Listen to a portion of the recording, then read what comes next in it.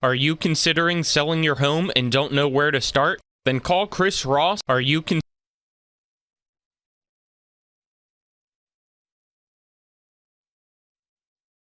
considering selling your home and don't know where to start? Then call Chris Ross and the Milestone Real Estate Group at Keller Williams. A Martinsburg High School graduate, Chris knows the local market, and he's proven it as #1 real estate team in West Virginia in 2019. Phone Milestone Real Estate Group at Keller Williams at 304-579-7349 or go to callchrisross.com. Let's celebrate your real estate milestone together.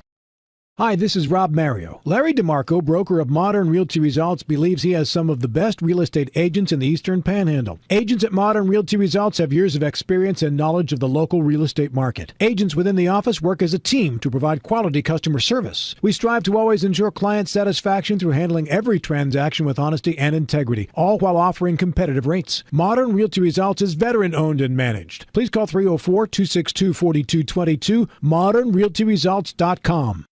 The Palace Lounge in Martinsburg has a brand new list of daily specials. Monday, stop on in for burger night or enjoy a nice juicy steak every Tuesday and Wednesday. The Palace Lounge also offers freshly steamed shrimp Thursdays and chef specials every Friday and Saturday. Sunday is all-day breakfast and there are drink specials daily too. So come enjoy the Palace Lounge. You can find them on Facebook or call 304-267-7520. The Palace Lounge is located at 1350 Edwin Miller Boulevard. Not sure where to go or who to trust with your flooring project? And start with Trips Flooring, proudly serving the area for more than 25 years, specializing in floor sanding and refinishing, along with installation of new flooring, including hardwood, tile, vinyl, laminate, carpet, and the hottest trend in flooring, luxury vinyl tile and luxury vinyl plank. Are you on a budget? Check out their warehouse, cash and carry, or call 304-229-7009 or visit them online at tripsfloorsanding.com. A Honda is more than just a vehicle. It's a gateway to spring adventure. Start your adventures with Honda, the brand owners are calling the most fun to drive. For a limited time, well-qualified buyers can get a 0.9% APR on a 2022 Honda HR-V and a 1.9% APR on a 2022 Civic or Accord. New vehicles are arriving daily at a local Honda dealer. CMA's Honda of Winchester, 3985 Valley Pike. CMA, moving lives forward. See dealer for financing details. Exclude Civic SI 2021 ACSI survey of customers rating the performance of their own automobiles. When it comes to breast cancer, early detection is the key. During the month of May, WVU Medicine will offer 3D mammogram screening clinics to women 40 and older on select weekdays at our Spring Mills Women's Imaging Center and our Jefferson Women's Imaging Center for just $60. This discount fee helps patients who haven't met their deductible, whose insurance doesn't include one with an annual exam, and for those with no insurance. Schedule your 3D mammogram today. Call WVU Medicine at 1-844-802-2734, option 2. The following is a special sports broadcast presentation of Talk Radio WRNR Martinsburg. Play ball! It's time for the fun and excitement of West Virginia high school baseball. Today's game is being brought to you by Bechtel Jewelers, the Brown Funeral Homes and Cremations, CMA Honda of Winchester, Hagerstown Ford, The Mansion Ferretti Law Firm, The Mountaineer Grill and Pub, the Mirius Group of Financial Advisors, Orsini's Home Store, Modern Realty Results, Kent Parsons Ford of Martinsburg, and the Skinner Law Firm. And now for the pregame show. Let's go out to the field and join our Talk Radio WRNR broadcast team.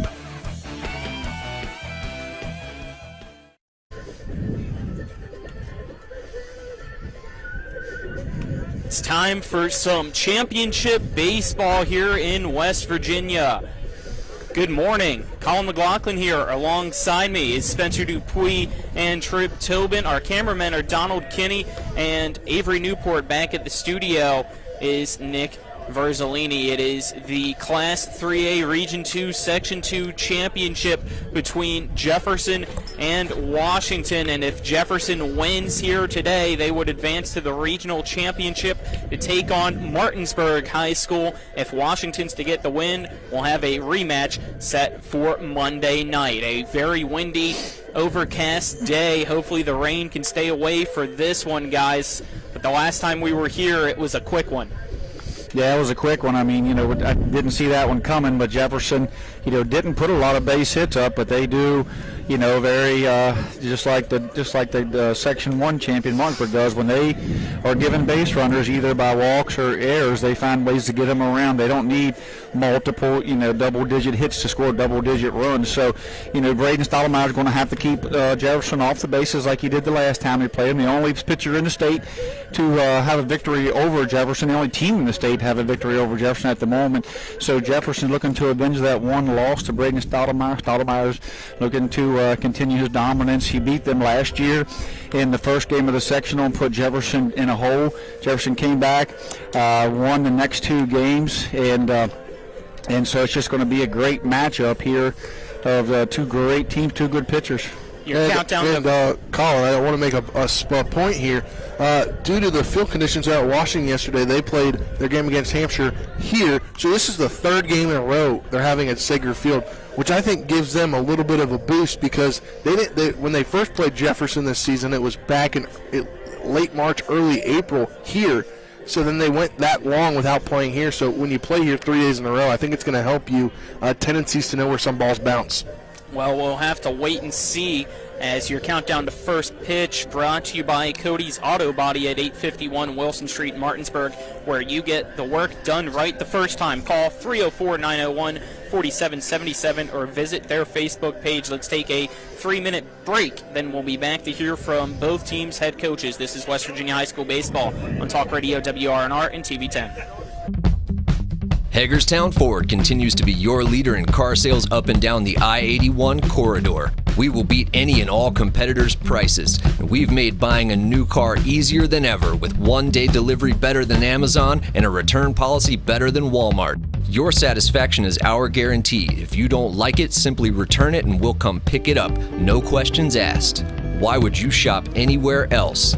At Hagerstown Ford, we take great pride in our community and supporting our local student athletes. That's why Hagerstown Ford is the official car dealership of Shepherd Rams quarterback Tyson Bagent. Our remote buying process has made new car shopping so easy, you'll never even set foot in a dealership. Simply go to HagerstownFord.com and click on the car you want to buy it, or use the Axle Auto app. It's that easy. You can order your new car on any device. Go to HagerstownFord.com and get your new car signed, sealed, and delivered from Hagerstown Ford. Life can get in the way these days. We all know that. Work commitments, social commitments, volunteer commitments, family commitments. You put your heart into all of it. You've got enough to worry about already. Your roof shouldn't be one of those things. Everything should just work. But when your roof is in need of an upgrade, you shouldn't have to worry about that either. Modern Renovations, your 4-state roofing solution. Reminding you that home is where the heart really is. Finding the right home can be a tough decision, but finding the right lender doesn't have to be. With 32 years of experience, the Mortgage Center knows how to find the right loan for you that requires little or no money down. The Mortgage Center's mobile-friendly website makes the application process quick and stress-free. And as always, you'll want to get pre-approved before you contact any real estate agent or builder. Whether you're purchasing or refinancing, call the Mortgage Center at 304-267-9040 or visit mortgagefinancing.com today. Hefley Motor Company, just off I-81 at 993 Hedgesville Road, is a family-owned and operated business providing the Eastern Panhandle with the highest quality pre-owned vehicles and customer service since 1997. Hefley is a pre-owned Carfax Advantage dealer. We're proud to be your partner, serving the community. You're local, we're local, so why not buy local? Call us at 304-267-7172 or see us at 993 Hedgesville Road. And if you want to sell your car, we buy cars too. Check us out at Hefley.com. Hefley Motor Company, a nice place to do business. Ever try to collect on an insurance claim? Perhaps a homeowner's claim, auto accident, or fire. Insurance companies collect money from you for protection should something bad happen. And when it does, they don't want to pay, or they offer too little. At Mansion Ferretti, we have an attorney who worked defending insurance companies and knows all the dirty tricks they play to deny or lowball your claim. Call us today for help in getting what you really deserve. Mansion Ferretti, when you need justice. Welcome back to Seger Field, the countdown to first pitch between Jefferson and Washington. Let's now get into our coaches' interviews brought to you by Laddie's Bar and Grill, located at 107 Lutz Avenue in Martinsburg. If you're looking for some fun nightlife and great food at affordable prices, then dine in at Laddie's or carry out by calling them at 304-263-5233. Let's start off by hearing from JT DeSarno with Washington High School.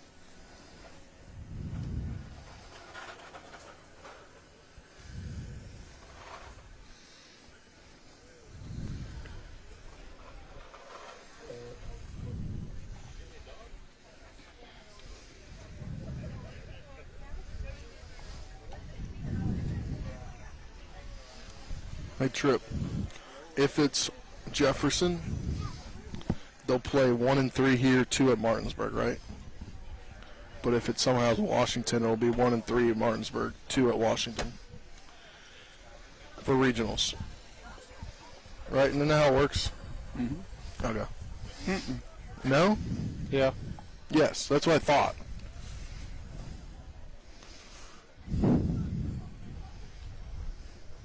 He did it? Did he tag him? We got progress at least. That was last night, right? Tonight. No, that was like last night though, right? Today. Yeah, but isn't that the same team as last night? No. Oh. Who was not there? Baker? King was the same 4 different spots. Yes, that's what I meant. Same spore. The name sounded familiar is what I was saying. You have to pay $100? Should be. It's plugged in. I can hear it.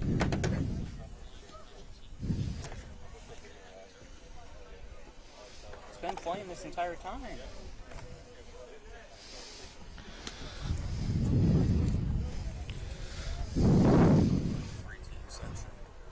That's kind of the way it's set up. You'll win that first 2 games. You got to keep it. So, we have to play every day. So, anything else? Can you not hear it? We're ready to roll. All right, good luck. Thank you. I was asking. Now joined by head coach Spencer right now. So are we just on commercial break? Yeah, I'm just trying to put it somewhere. Trip talk. Hello, hello. Check, check, check, check, Well, check. Looks like nothing audio-wise. You got to send it to commercial.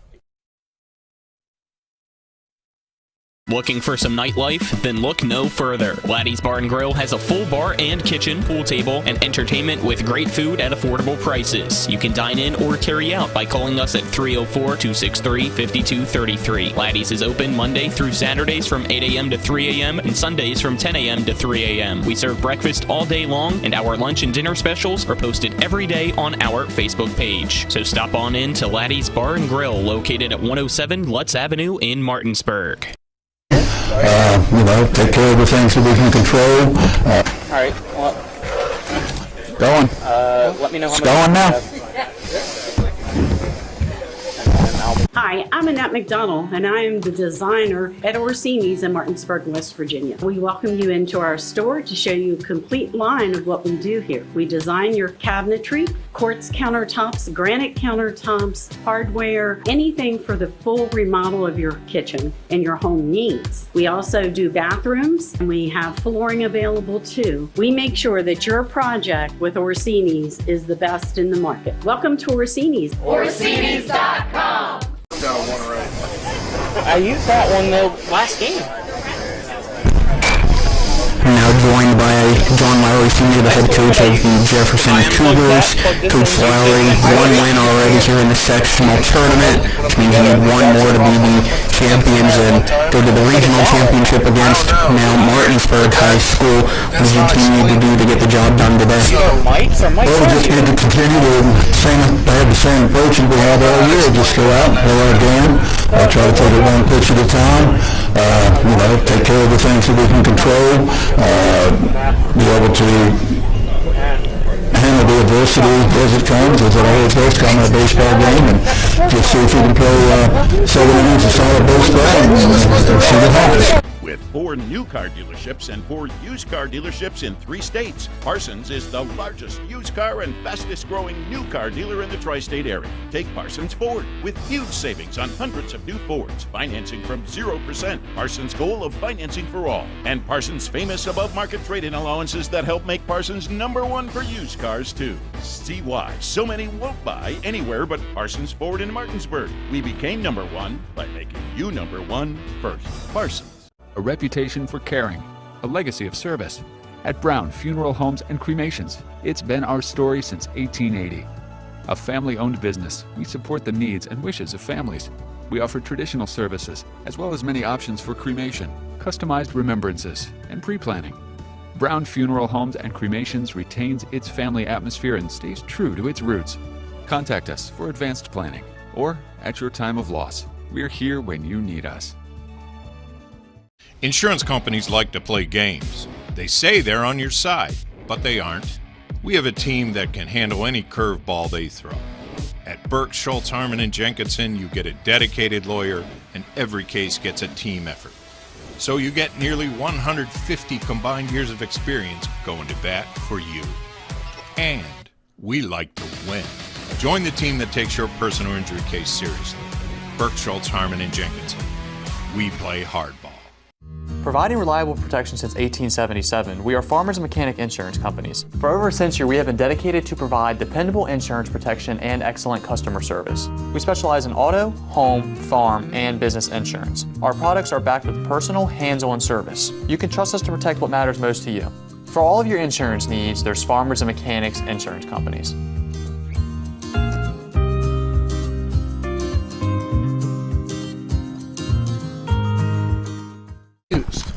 Don't touch nothing if it works. Welcome back here. Apologize for some technical difficulties there, but let's get into our starting lineups brought to you by Trips Flooring. Not sure where to go or who to trust with your flooring needs? Call Trips Flooring at 304-229-7009 or online at tripsfloorsanding.com. Trip, let's start off with Washington.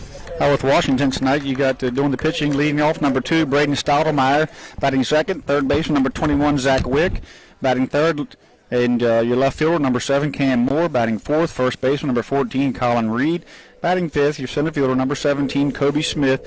Batting sixth, right fielder number 9, Ryan McCarthy. Batting seventh, second baseman number 8, Brendan Kerr.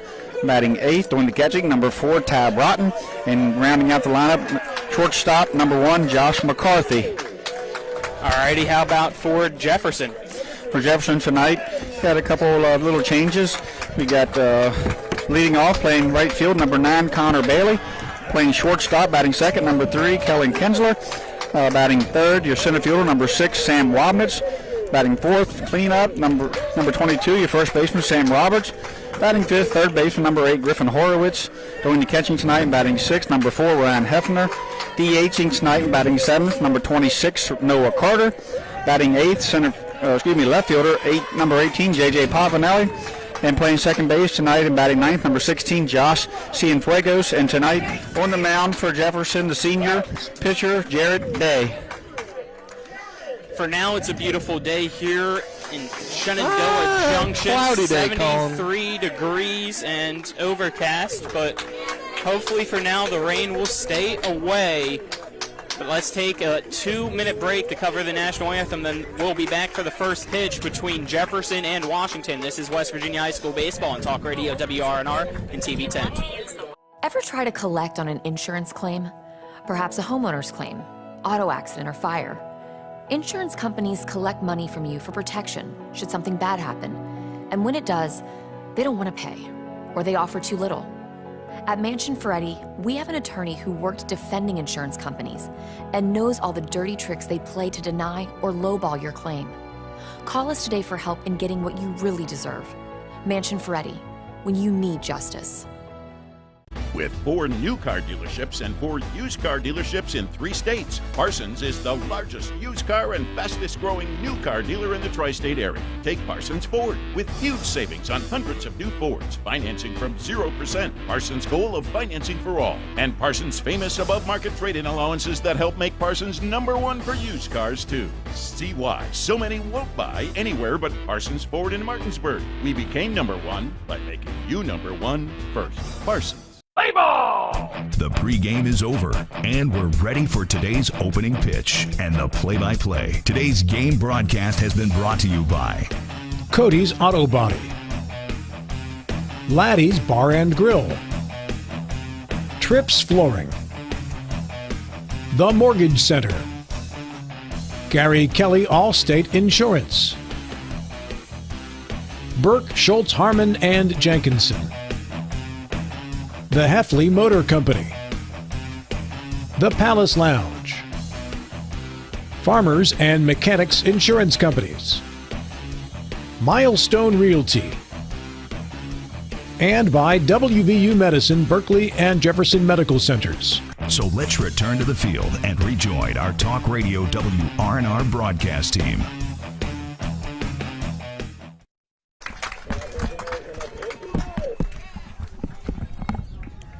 Welcome back as the national anthem is just concluded here. We get ready for the Section 2 championship in Region 2 Class 3A between Jefferson and Washington. Again, if Jefferson wins, they will become the section champions, take on Martinsburg after they defeated Musselman yesterday 4-3 in a walk-off single with the bases loaded. And then if Washington wins, we'll have a rematch between these two teams on Monday. And if Jefferson wins, they either today or Monday in the series, they will host game 1 and 3 of regionals. And if Washington wins today and Monday, they will host game 2 of regionals. Martinsburg will host game 1 and 3. Mm-hmm. Based upon the regional rankings. Wild card today. I mean, we haven't seen Jared Day pitch much. I know he hasn't actually. You go back, look at it.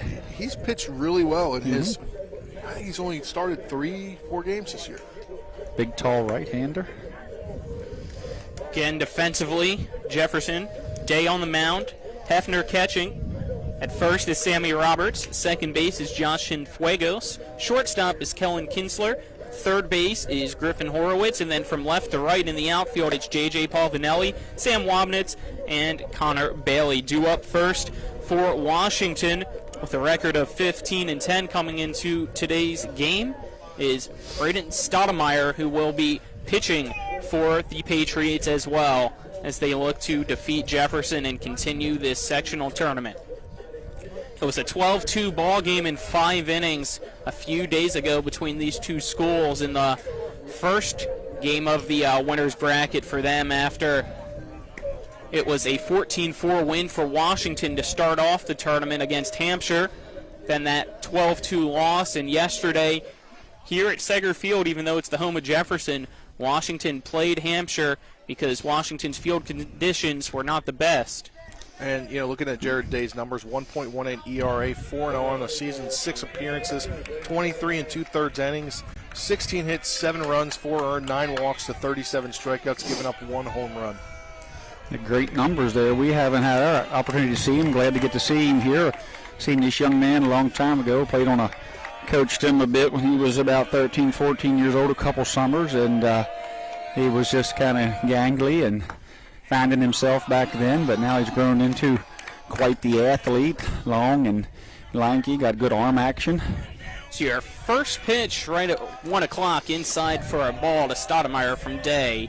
So your opening pitch brought to you by the Mortgage Center on Edwin Miller Boulevard in Martinsburg. One call will save you thousands. Call 304-267-9040 as the next pitch on the outside corner called strike 1 to make it a 1-1 count. Pitch from Day, high and inside, makes the count now 2-1. Do or die baseball here for Washington. They need to get on base any way at all, have a great approach, work Day as much as possible, even though Jefferson has a slew of pitchers in there. And it's a grounder from Stoudemire right up the middle, and it's going to be a lead-off single to kick things off for Washington. That's how the last game started. He went back up the middle. Yeah, it was 3 straight singles to kick things off, and Washington took that 2-0 lead, but after that it was 12 straight runs for Jefferson, and that now here brings up Zach Wick, the third baseman for the Patriots.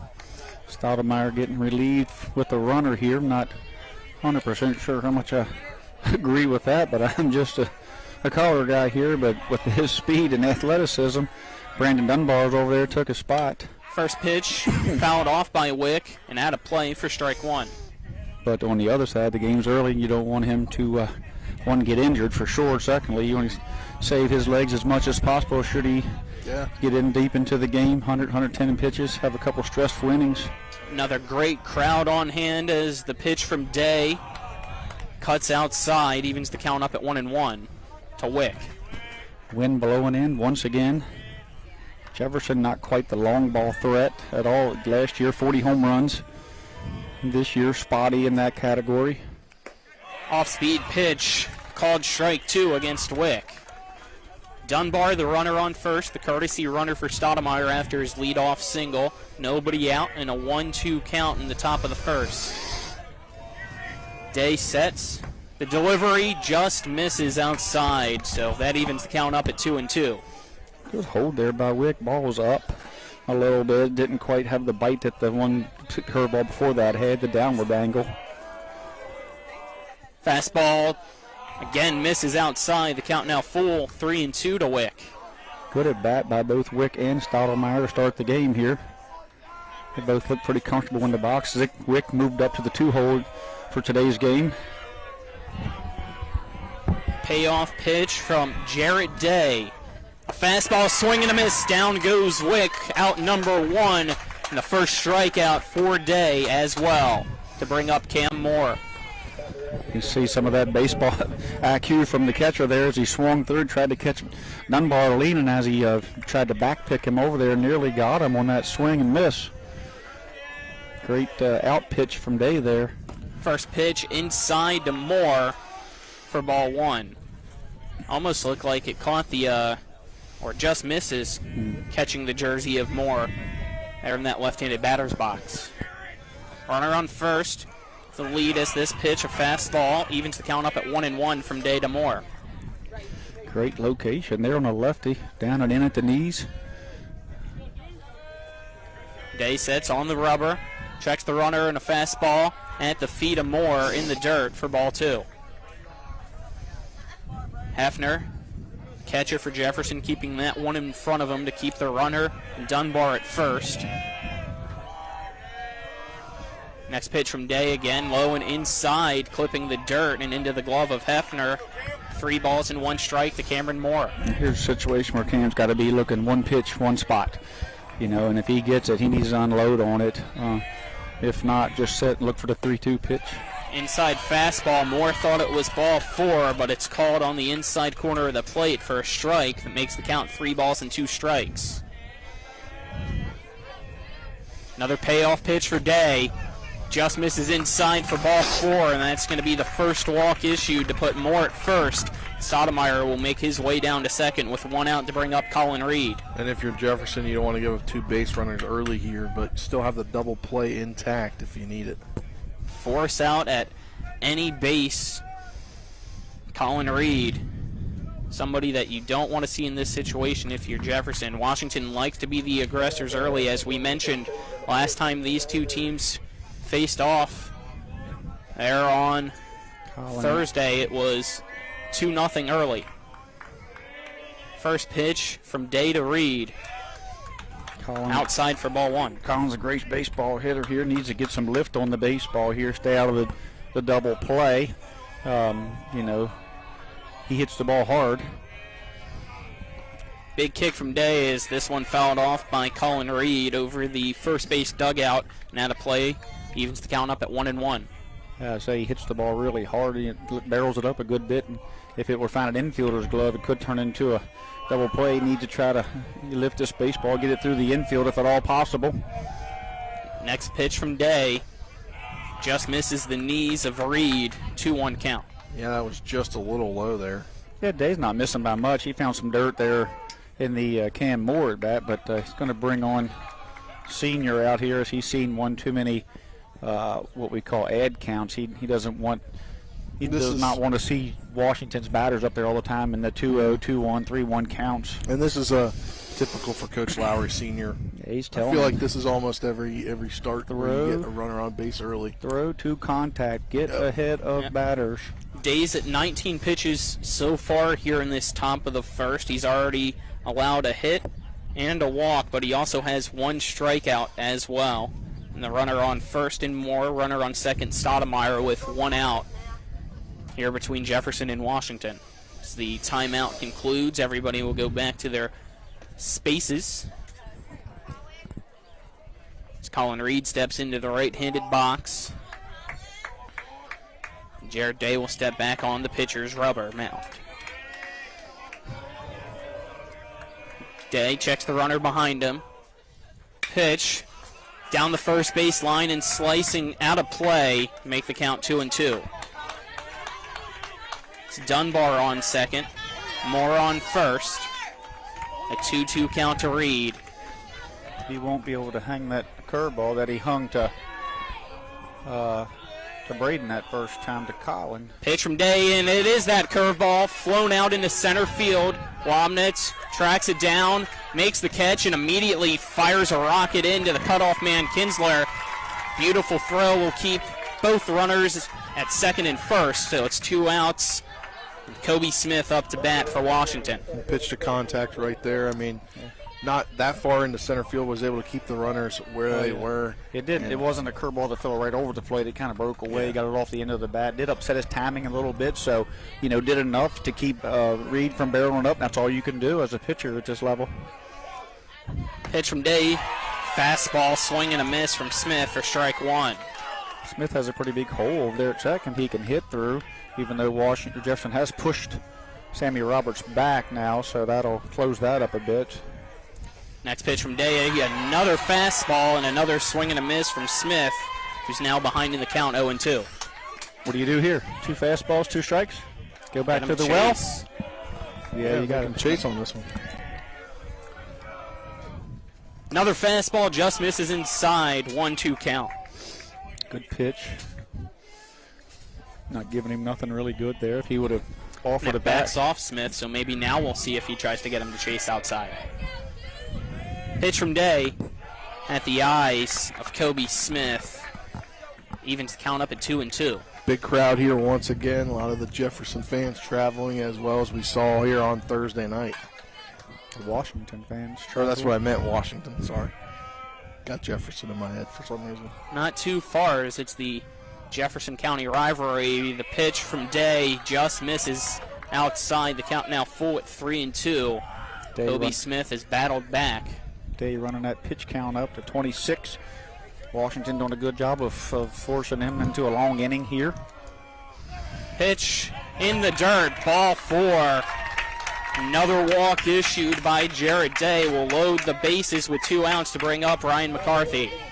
Certainly not going to make John Lowry Sr. happy for him to go up 0-2 after that big out against Colin Reed and then to lose that batter. So, that could come back to bite him should McCarthy here connect. He had Kobe right where he wanted him and didn't put him away. First pitch from Day to McCarthy going to be ripped into center field, and it dies into the glove of Sam Wobnitz to end the top of the first. 3 runners stranded off 1 hit and 2 walks. Still 0-0 between Washington and Jefferson. We'll head to the bottom of the first after this 1-minute break. This is West Virginia High School Baseball on Talk Radio WRNR and TV 10. When will I be able to retire? How do I make the most of the money I have? How do I leave a lasting legacy to my loved ones? I'm Philip McCoy, financial advisor with the Mirius Group, a private wealth advisory practice of Ameriprise Financial Services Incorporated. Call us today at 304-263-4343 to help you make the most of your financial future. Our office is located at 1270 Winchester Avenue, Martinsburg, West Virginia. Ameriprise Financial Services Incorporated, member FINRA and SIPC. Life can get in the way these days. We all know that. work commitments, social commitments, volunteer commitments, family commitments. You put your heart into all of it. You've got enough to worry about already. Your roof shouldn't be one of those things. Everything should just work. But when your roof is in need of an upgrade, you shouldn't have to worry about that either. Modern Renovations, your 4-state roofing solution. Reminding you that home is where the heart really is. Welcome back here to Seger Field. We go to the bottom of the first now with Jefferson up to bat. Defensively, here's your lineup for Washington. Pitching is Braden Stoudemire. Catching is Ty Broughton. At first base, it's Colin Reed. Second base is Brendan Kerr. Shortstop today for the Patriots is Josh McCarthy. At third base, it's Zach Wick. From left to right, it goes Cam Moore, Kobe Smith, and Ryan McCarthy. Two up for Jefferson will be Connor Bailey, Kellen Kinsler, and then Sam Wobnitz. See if Stoudemire can do what he did there earlier in the year. Shut Jefferson down. Probably like to have a run in as a big opportunity missed there for Washington with the bases loaded. Was unable to get anybody home. And just like Musselman last night had bases loaded and didn't get anybody home in that first inning, and you know those things do haunt you in the end, you know, when you leave out that many base runners on. And Josh Hartman said that was one of their Achilles heels coming in, and it continued to be in part of their undoing. But you know, we see Washington repeat that tonight, so they're going to have to fix that in the next 5 or 6 innings, or could possibly face the same ending. First pitch, a fastball low and away, taken by Bailey for ball 1. Start off this bottom of the first inning from Stoudemire. Look for Jefferson to do all they can to get in Stoudemire's head. Very passionate player. Next pitch, low and inside. Another fastball for ball 2. Throws the ball well, pushes, probably can push it into the mid-80s. Great curveball. Stoudemire goes quickly. The pitch right down the middle for the first strike to make it a 2-1 count against Bailey. Headed off to Shepherd in the fall. Play baseball there, signed on. Pitch at the knees, evens the count up at 2-2 against Bailey. All fastball so far here from Braden Stoudemire, the pitcher for Washington High. See if he does it again as he sets the windup and the pitch. A curveball that's fouled off right in front of us. Keeps the count at 2-2. Bailey barely got that one. Good curveball there by Stoudemire. Good location. Shows he has a little control of it here early. Fastball grounder to the third baseman. Picks it up off the dirt. Wick fires it across to first base. Colin Reed snags it off the dirt for out number 1. Yeah, good job there by Reed to be able to snag it off the dirt. Had a chance to get by him. It's a little bit wide down to the outfield side. Wick come up with it, went glove side.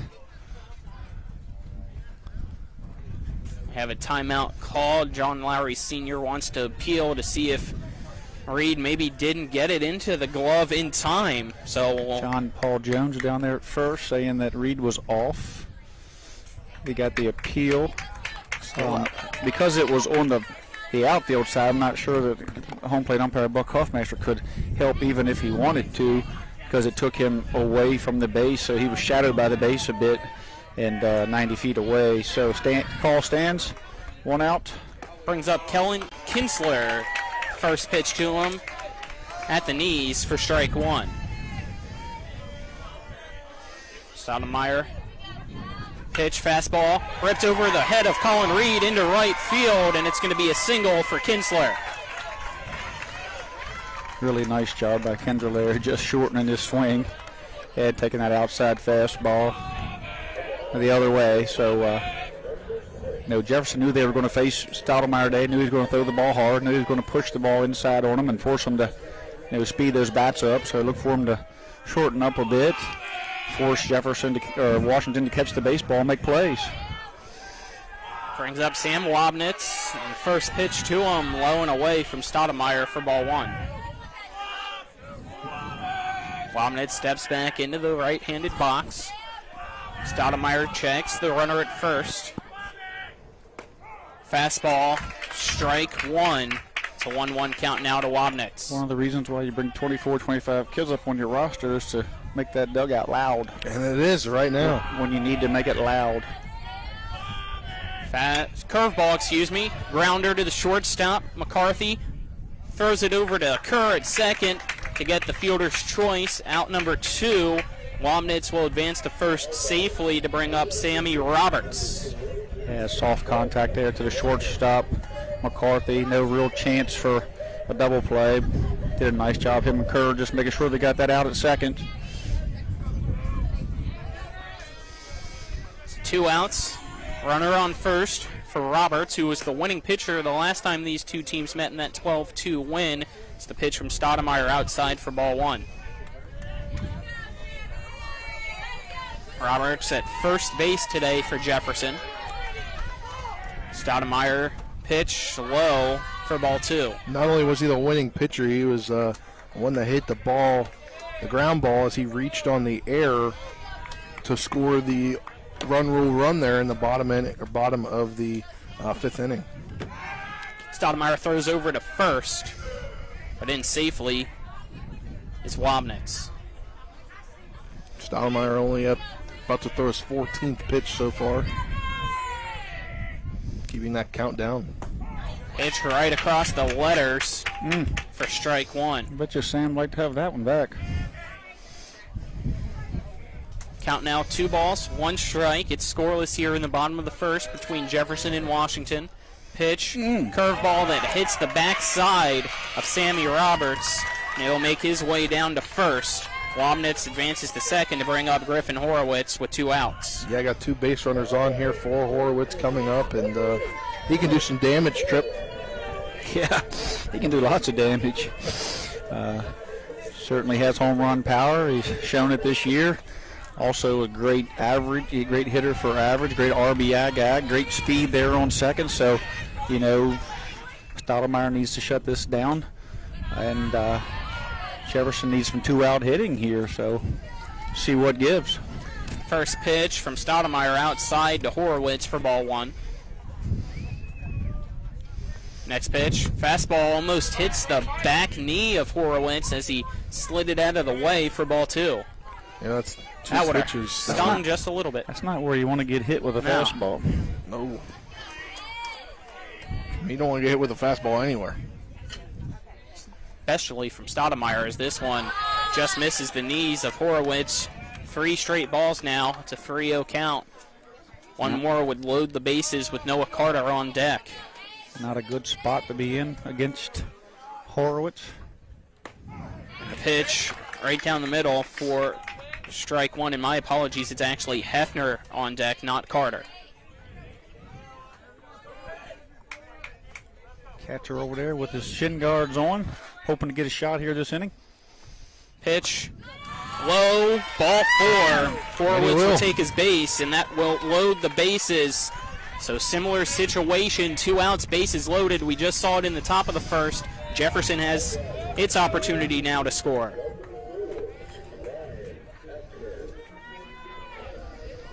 Nothing, and Hefner up to bat. Stoudemire sets the first pitch. Fastball catches the inside corner for strike 1. It's a great pitch. You have to have incredibly fast hands, and you pull them in to even keep that ball fair. Yeah, it's just a great pitch from him. Ryan Hefner calls time as he didn't like Braden Stoudemire trying to slow down there on the mound. He has been working quickly for the majority of this bottom of the first. Pitch, fastball, gets by the catcher, Ty Broughton. He can't find it. It's to his left. He eventually does, but it's too late. Jefferson leads 1-0, is coming home to score. Sam Wabnitz from third. And advancing over to third there is Roberts. So you got another runner 90 feet away from scoring. Horowitz will also stand on second. So it's 1-0 and a 1-1 count to Hefner.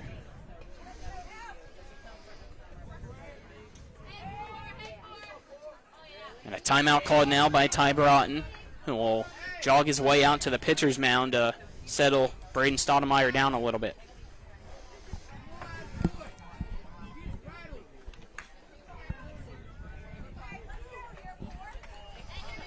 1-1, 2 outs. 1-0 ball game. Jefferson leads Washington. Pitch.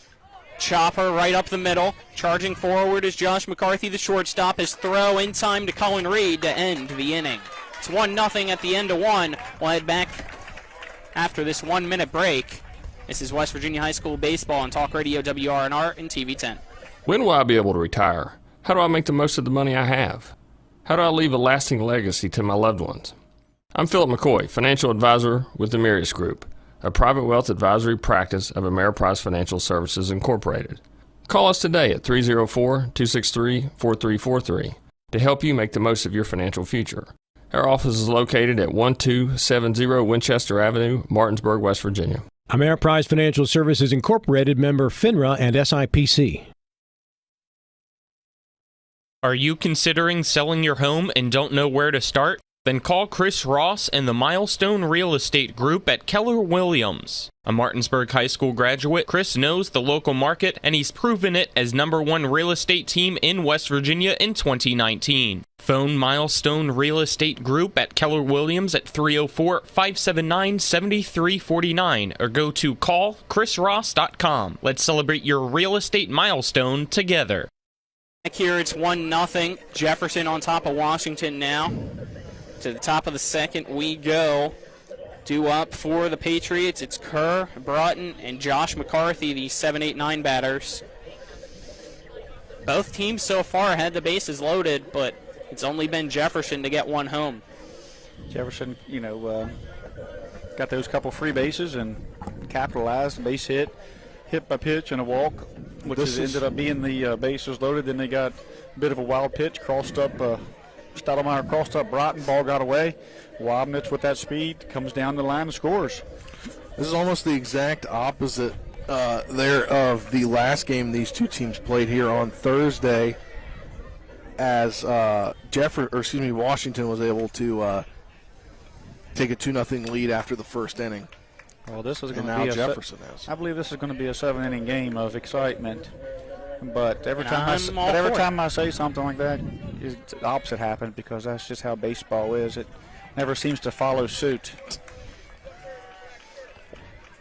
Jarrett Day, first pitch. The Kerr almost takes his head off for ball one. I think it got his goatee. Certainly parted it, didn't it? Yeah. Kerr steps back into the box. The pitch from Day. This time outside, catches the part of home plate there for strike one. It's a 1-1 count. The top of the second. Kerr up to bat, the pitch from Day. Again, beautifully placed on the outside corner. It's now 1-2. And our first time seeing Day pitch this year. Very good pitcher. He throws downhill well. He comes from the top and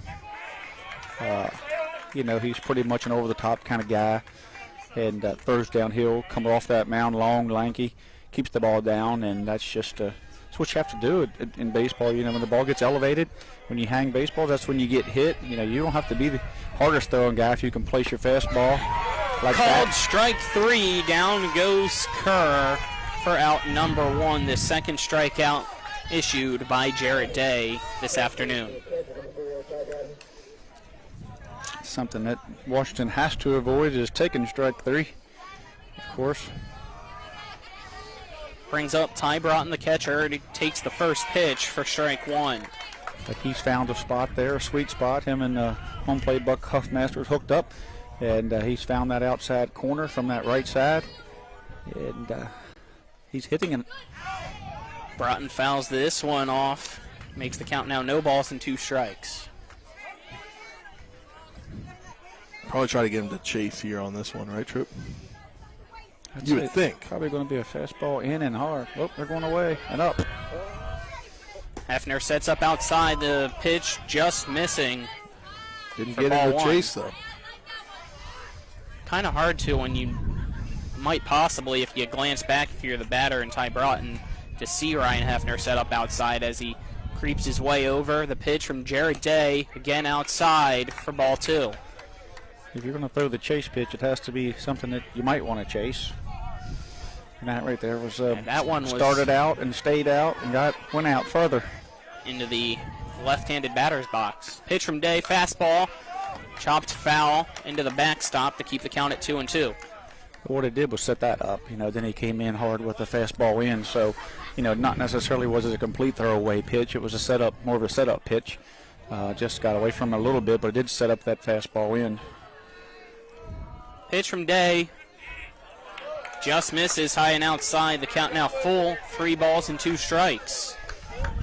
Was an 0-2 count to start off against Broughton. Sounds like what happened in the first inning. Pitch from Day. Popped high behind the catcher for Ryan Hefner and out of play. Broughton doing we'll a nice reset job. At 3-2. Nice job fighting here. Washington senior catcher trying to get on base here. Give his team a chance here in the second inning with 1 out. Jared Day's pitch. Flown out into right field. Backtracking is Connor Bailey at the first baseline, making the catch for out number 2. Got out there by the 312 mark, but it went about 290, 295, and tailed away. And like Bailey, when that ball gets up in the air in right field with Connor Bailey out there, it better be over the fence if he's not going to track it down. He's similar to Jordan Canby out there. He can find the baseball when it gets up in the air. A Day over 40 pitches, about to throw pitch number 42. First pitch ripped into center field. Making the catch is Sam Wobnitz, and down goes Josh McCarthy for the 3-up, 3-down inning. So no runs, no hits, no errors, nobody left on base. We'll head to the bottom of the first. It's Jefferson 1, Washington nothing after this 1-minute break. This is West Virginia High School Baseball and Talk Radio, WRNR and TV 10. Hey, Buck. Does ball move? Does Day's ball move?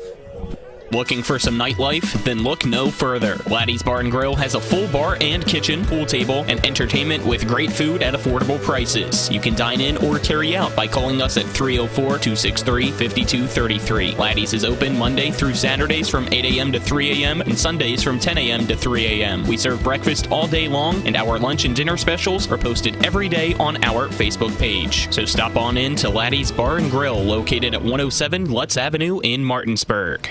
Not sure where to go or who to trust with your flooring project? And start with Trips Flooring, proudly serving the area for more than 25 years, specializing in floor sanding and refinishing, along with installation of new flooring, including hardwood, tile, vinyl, laminate, carpet, and the hottest trend in flooring, luxury vinyl, tile, and luxury vinyl plank. Are you on a budget? Check out their warehouse, cash and carry, or call 304-229-7009, or visit them online at tripsfloorsanding.com. TV 10 alongside me is Trip Tobin and Spencer Dupuis. Our cameramen are Avery Newport and Donald Kinney. Back at the studios, Nick Verzolini. 7, 8, 9 batters due up for Jefferson in the bottom of the second, and Carter, Paul Vanelli, and Cienfuegos as they lead 1-0 here against Washington. Stoudemire's a strikeout pitcher, soft contact pitcher. When he's on, didn't strike anyone out and didn't rack up any strikeouts in that first inning. He needs to, if he's going to be successful here today, he's going to have to find control of all of his pitches there. Jefferson will wait you out, and they will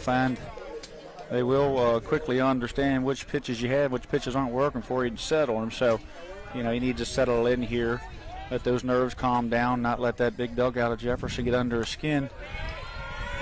First pitch to Carter from Stoudemire, high and outside for ball 1. And Jefferson will do what they do, and they'll put pressure. Next one, right down the middle, but outside again. 2-0 count now to Noah Carter. That one almost looked like it was the same spot that Jared Day was getting.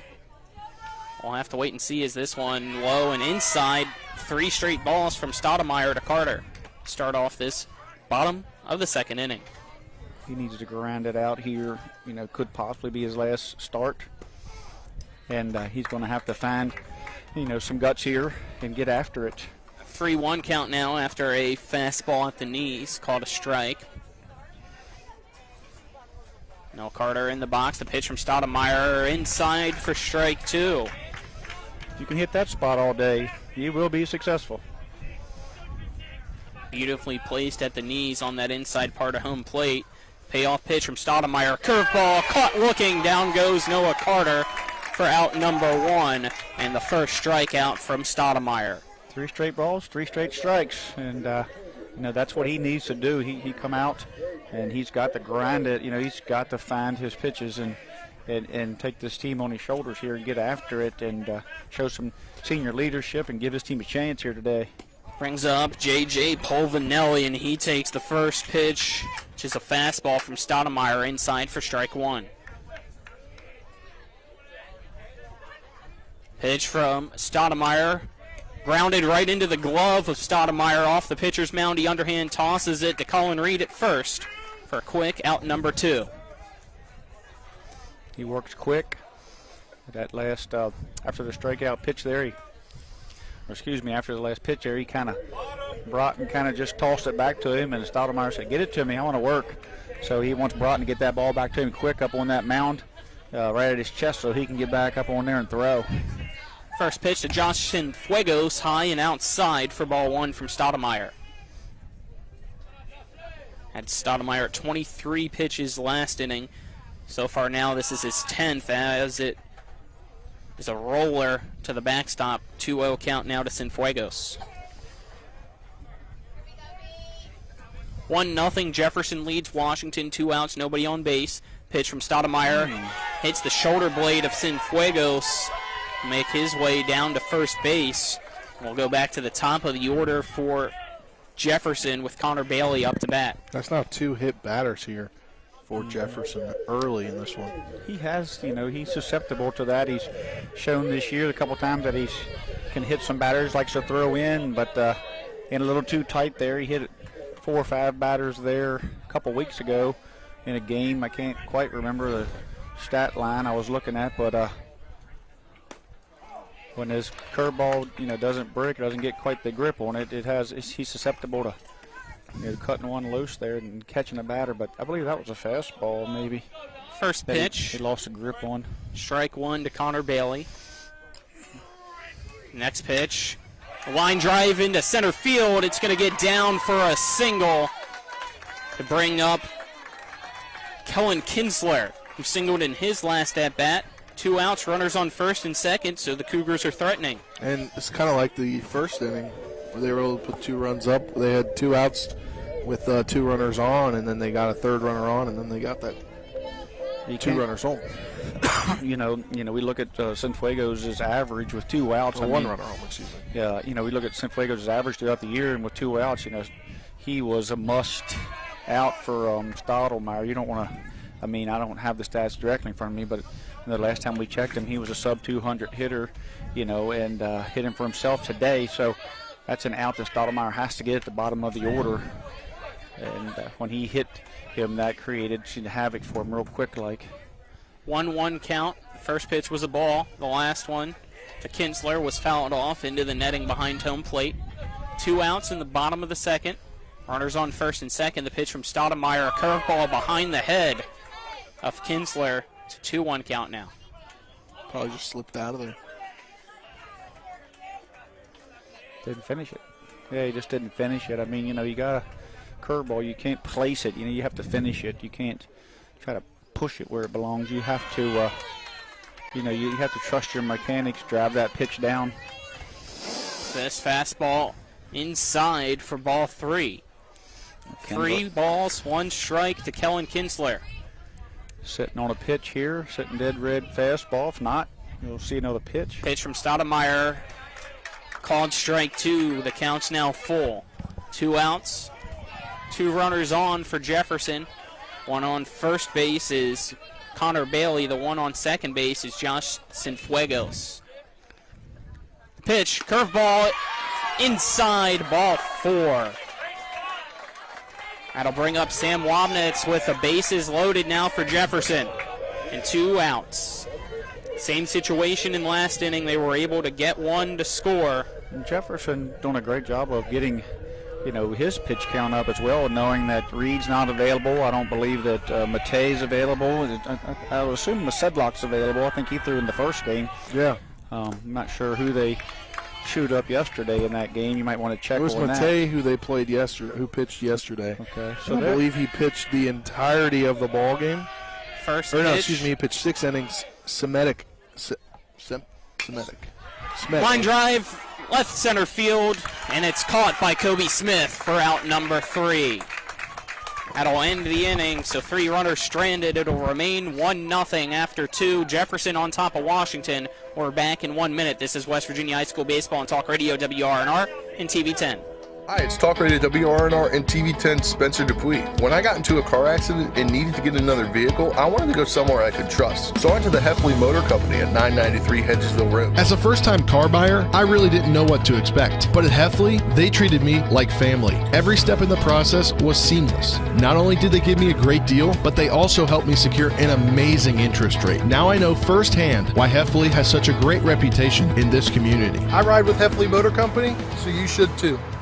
The Palace Lounge in Martinsburg has a brand new list of daily specials. Monday, stop on in for burger night or enjoy a nice juicy steak every Tuesday and Wednesday. The Palace Lounge also offers freshly steamed shrimp Thursdays and chef specials every Friday and Saturday. Sunday is all-day breakfast and there are drink specials daily too. So come enjoy the Palace Lounge. You can find them on Facebook or call 304-267-7520. The Palace Lounge is located at 1350 Edwin Miller Boulevard. Top of the 3rd inning and top of the lineup we go for Washington, who trail Jefferson 1-0. Stoudemire, Wick, and Moore due up for the Patriots as Jared Day so far has 2 strikeouts and only allowed 1 hit in 42 pitches. Yeah, pitch count getting up there early after that taxing first inning. 45 and 42 for both pitchers. 45 for Stoudemire, 42 for Day. This could turn into a battle of the bullpens, which you know, give the advantage to Jefferson since they've only played 1 game, and Washington, it's their 4th here in the tournament. Yeah, and Horowitz he only threw 2 pitches the other night. Horowitz. First pitch from Day to Stoudemire for strike 1. Have Horowitz and Shipe sitting over there. They could both easily throw 30 and still be available tomorrow if they needed. Well, they're not playing tomorrow.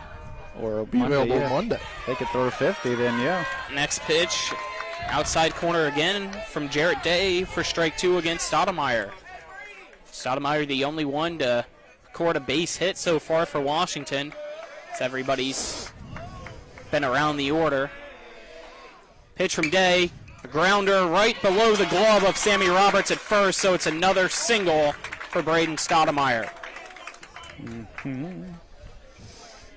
Stoudemire doing what he does. And we'll have another courtesy runner for Stoudemire as well, and you questioned that the last time, Tripp, and it looks like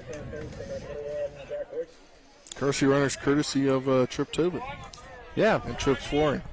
Maybe that's why they're doing it, so I can get some advertising, but yeah, Stoudemire, but he does need the rest. I mean, it's Dunbar again I there. don't question it now. I mean, at this point, 45 pitches, they need him to throw. Yeah. Wake squares to bunt, goes off the bottom of his bat, hits the dirt, and rolls foul for strike 1. And I certainly shouldn't have, questioned it at that point. I mean, he is pitching, and he does need to, keep those legs on that bench rested and get hydrated over there. He wants to be out there. He's a gamer, and maybe that keeps him in the game as well mentally, but physically he needs to get on that bench. Wick squares the bunt again, pulls the bat back, but it's a fastball right down the middle for strike 2. Can't pull back there. You have to go ahead and get that down. Now you're down 0-2, and you have to do a lot now to make this a QAB. Runner on first. Pitch outside. 1-2's the count to Zach Wick. Wick, one of the 2 strikeouts already this afternoon for Jared Day. Trying to get another punch out here. Breaking ball just misses outside. We're even at 2-2. Top of the 3rd inning. It is Jefferson on top of Washington here in the sectional championship, 1-0. It's Jared Day on the mound for the Cougars. He sets the kick and the delivery. And it's going to be a low ground ball in the infield dirt. Sammy Roberts scoops it up himself and runs over to step on first base for out number 1, but the fielder's choice will allow Dunbar to go to second. So it did work, just not the way it should have. He did get him over, so he did get his job done there. Probably kicking himself for not getting the bunt down traditional way, but did get the job done. You know, the last thing you want to do there is strike out. You got to get the ball in play. So hats off to Wick for coming back after a bad bunt attempt there. Line drive right past the face of Jarrett Day into the outfield, and it'll be a single for Cam Moore to advance the base runner to third. Dunbar, due to the quick throw in from Sam Wobnitz, rounded and then made his way back, but it's 1 out and runners on the corners now for the Patriots. Moore hit that ball so hard that didn't give Dunbar a chance to score there. I mean, it was just a rocket into center field, and Wobnitz has a great arm out there. I think he had the ball in his hand before. Yeah, this is I think Dunbar got the third. Big at bat now here for Colin Reed. With runners on the corners, 1 out, can easily tie the game here.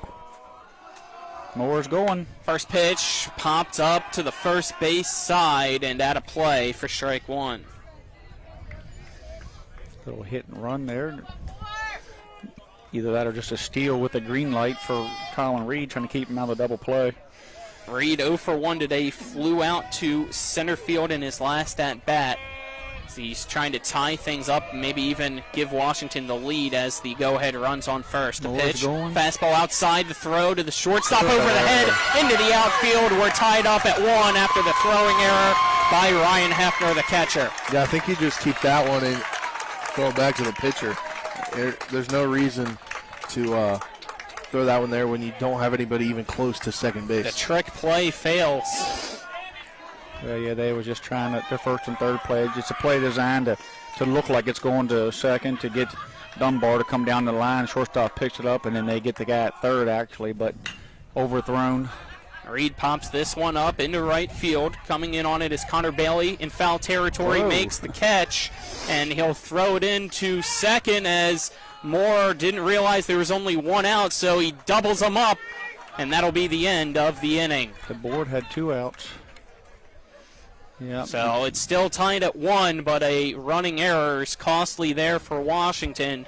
We'll take a 1-minute break, then be back with Jefferson due up to bat. This is West Virginia High School Baseball on Talk Radio WRNR and TV 10. Insurance companies like to play games. They say they're on your side, but they aren't. We have a team that can handle any curveball they throw. At Burke Schultz, Harmon & Jenkinson, you get a dedicated lawyer, and every case gets a team effort. So you get nearly 150 combined years of experience going to bat for you. And we like to win. Join the team that takes your personal injury case seriously. Burke Schultz, Harmon & Jenkinson. We play hardball. With 4 new car dealerships and 4 used car dealerships in 3 states, Parsons is the largest used car and fastest growing new car dealer in the tri-state area. Take Parsons Ford with huge savings on hundreds of new Fords, financing from 0%. Parsons' goal of financing for all. And Parsons' famous above market trade-in allowances that help make Parsons #1 for used cars too. See why so many won't buy anywhere but Parsons Ford in Martinsburg. We became #1 by making you #1 first. Parsons. Just Jefferson. That's all they're showing. Bottom of the third now. Due up is Roberts, Horowitz, and Hefner for Jefferson. The 4, 5, 6 batters, as we're now tied at 1 between Washington and Jefferson in the 51st edition of the Jefferson County rivalry. As Reed flies out to right, Moore comes all the way around like there's 2 outs. There was 2 outs shown on the scoreboard, which is certainly not anything malicious. It just happens, people, but Moore needs to know the outs there. Him and the coach need to be understand what's going on. I wasn't sure if that would still be ruled an error base running wise. He could easily have moved up because it was basically in foul territory. There's just tag up there. It's 2 outs, man on second. We're still playing, so like last night when Mossman made a few faux pas, a small thing, that hurts when you play in these big games. Was it just the score up there in the press box, just seeing that it was going to be caught? Sammy Roberts grounds it right back to the pitcher. Braden Stoudemire underhand tosses it to Colin Reed for out #1. And I'm not saying that Cam seen that. I'm just saying that when I looked up there, it seemed 2 outs there. That's the only excuse I can make for him, but he needs to know the outs there. And the coach needs to tell him the outs there. Just a very Just very unfortunate and not good baseball, and you're not going to get away with that down here. First pitch, slider to Griffin Horowitz for strike one from Stoudemire. You have to play near perfect, to beat him here at Jefferson, at Sager Field. Pitch, hard ground ball, sliding forward is the shortstop Josh McCarthy. His throw pulls Colin Reed off first base, so it'll be a single for Finn Horowitz to bring up Ryan Hefner. They're getting a base runner on here after one out. Great effort by McCarthy, man. He went all the way in the hole, dropped to that knee, stopped himself, and come up, popped real quick, and had a shot at it, just threw a little wide. First pitch, a fastball called strike one to Hefner. Hefner 0 for 1 today, grounded out to the shortstop to end the bottom of the first. Next pitch from Stoudemire, curveball on the inside part of the bat and foul for strike two from Hefner. Starting to see that curveball working. One out, runner on first for the Cougars in the bottom of the third. We're tied at 1 between Washington and Jefferson. 0-2, Stoudemire jumps off the rubber, fires it over to first, but sliding in safely is Horowitz.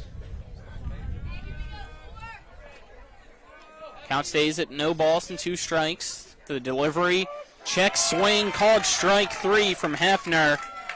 That's out number 2 to bring up the designated hitter, Noah Carter. Fastball that it looked like had a little bit of movement there from Stoudemire to make Ryan Hefner chase on the outside corner. Carter struck out looking in his last at bat, trying to change things around as throwing over to first is Stoudemire.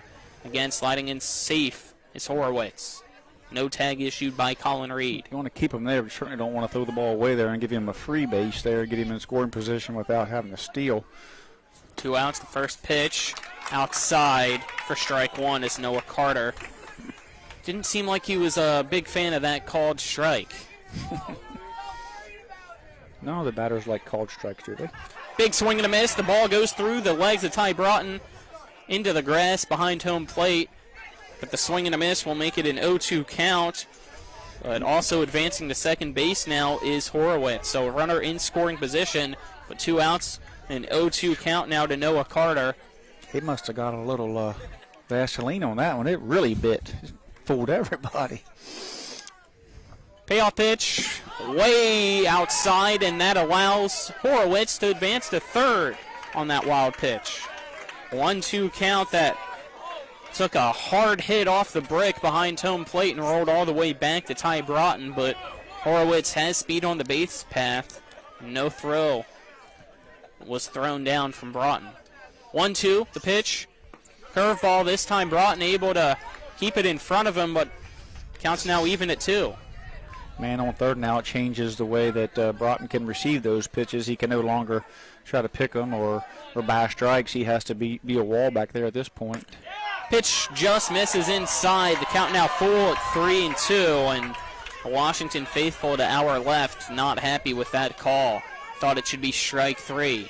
It was a good pitch just inside. Broughton did a great job of almost buying that strike. I do believe it was in a bit. Payoff pitch, grounder to the third base side.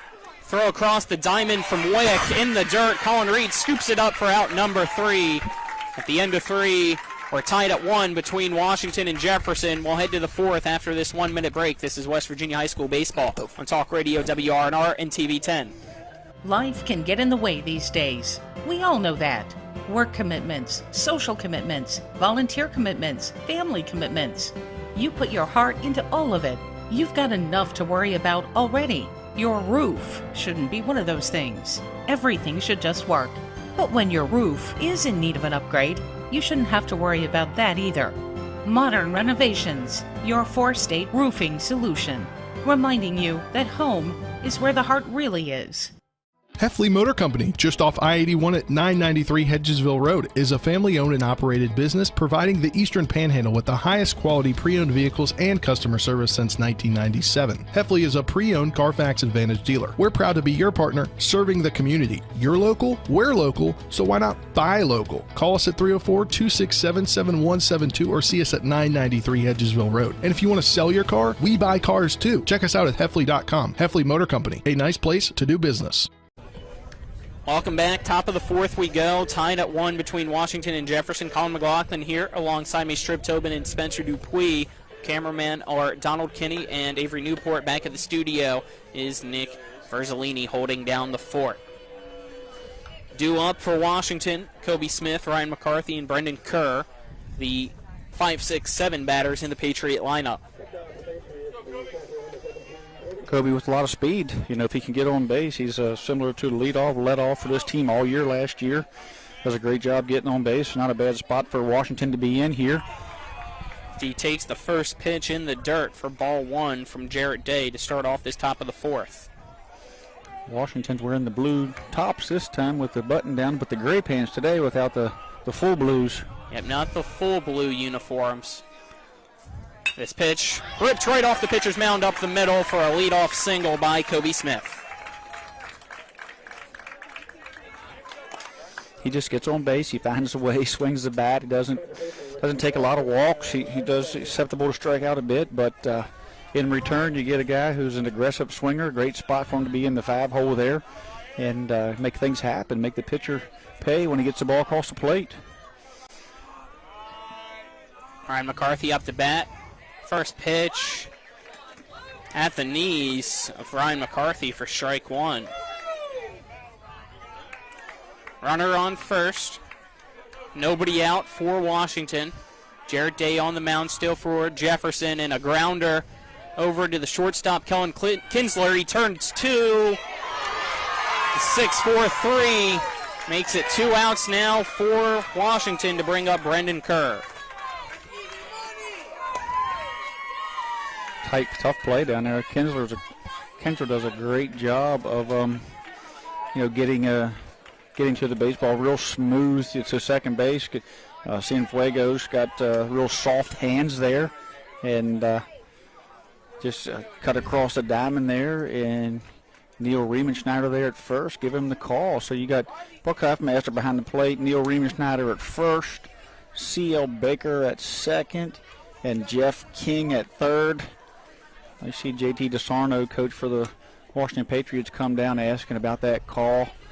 They're certainly not in agreement with it, but there's not a whole lot of you can ask for on more than a 4-man crew. You're not going to give an appeal there. So Riley Morgan warming up in the bullpen for Jefferson. Avery with a good shot of that. Jarrett Day, first pitch to Brendan Kerr, fastball outside for ball 1. Sun coming out here at Sager Field. A lot of clouds in the sky. So far, so good for no rain here in Jefferson County. Pitch fouled off by Kerr. Evens the count up at 1-1 as it goes out of play on the first base side. Those pitchers' best friend double plays will save your pitch count. 2 outs, nobody on base after the double play. Pitch from Day, a fastball outside. Makes the count now 2 balls and 1 strike to Kerr. You got to be impressed with Day. You know, he's finding that outside strike, making it hard to hit. He's been pretty consistent. Pitch just missing the knees of Kerr. 3-1 count now. Keeps the ball down, throws downhill, works his off speed in there, keeps Washington off balance. Not giving up a big inning, working out of a couple jams. So, great outing for him so far. Pitch misses inside. That's going to be ball 4 to send Kerr to first. So 2-out walk to bring up Ty Broughton. Yeah, 62nd pitch there for Day with Riley Morgan warming in the pen. Maybe you think go 75? I don't really believe he's on a pitch count more than just don't want him in trouble at all. Look like they may go righty-lefty. I wouldn't imagine he'd be on any kind of pitch count considering, they're a game away. I mean, they could take it all this game or, they have nothing to hold him for after Monday. First pitch from Jared Day. Called strike one against Ty Broughton. As you just heard Tripp say, if Jefferson wins today, they would be crowned the sectional champion. There would be no second game unless Washington wins. And this one ripped right off the glove of Jared Day. He finds it off the pitcher's mound, throws it over to Sammy Roberts at first, who has to leap up for it, gets his foot back on the bag for the third out. Led to the bottom of the fourth, where it's still 1-1 between Washington and Jefferson. This is West Virginia High School Baseball on Talk Radio, WRNR, and TV 10.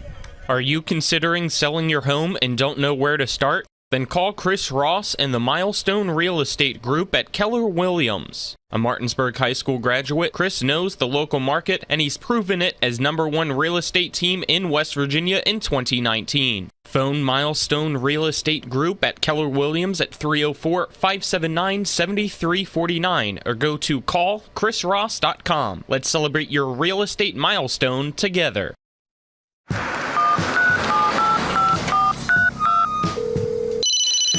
Hello? We're here again 3 times in the past 2 days. You're where? Bechtel Jewelers. Look. Can Mom hear you? No, she's in a diamond coma. Get her the pendant, or I will. Hey, that's my credit card. What? Can't hear you, Dad. You're breaking up. It's going to take more than a crying baby to wake her out of this diamond coma. You're going to need a mega dose of jewelry from Bechtel Jewelers. Welcome back here. It is 1-1 between Washington and Jefferson. Jefferson up to bat now, and it is J.J. Polvinelli, Josh Cienfuegos, and Connor Bailey, the 8-9-1 batters, due up for the Cougars. So far, it's been a pitcher's duel here between Washington and Jefferson, as Jared Day and Braden Stoudemire, the 2 starters respectively, been able to keep this one low scoring, unlike last time around. 58 pitches for Stoudemire. If he can get through a quick inning here, he can set himself on pace to go deeper in this game. Got the 8-9-1. Last time he got Polvinelli to ground out to him, and then he messed up and hit Josh Cienfuegos, which cost him a stressful inning there in the second. So if he can get through the bottom here quickly, he can set himself up to go deep, get deep into this 6th, 7th inning. First pitch to Polvinelli, called strike one from Stoudemire. The next one, 2 hops to Colin Reed at first, and he sprints towards the bag, steps on it for out number 1. So down goes Polvinelli to bring up Josh Cienfuegos.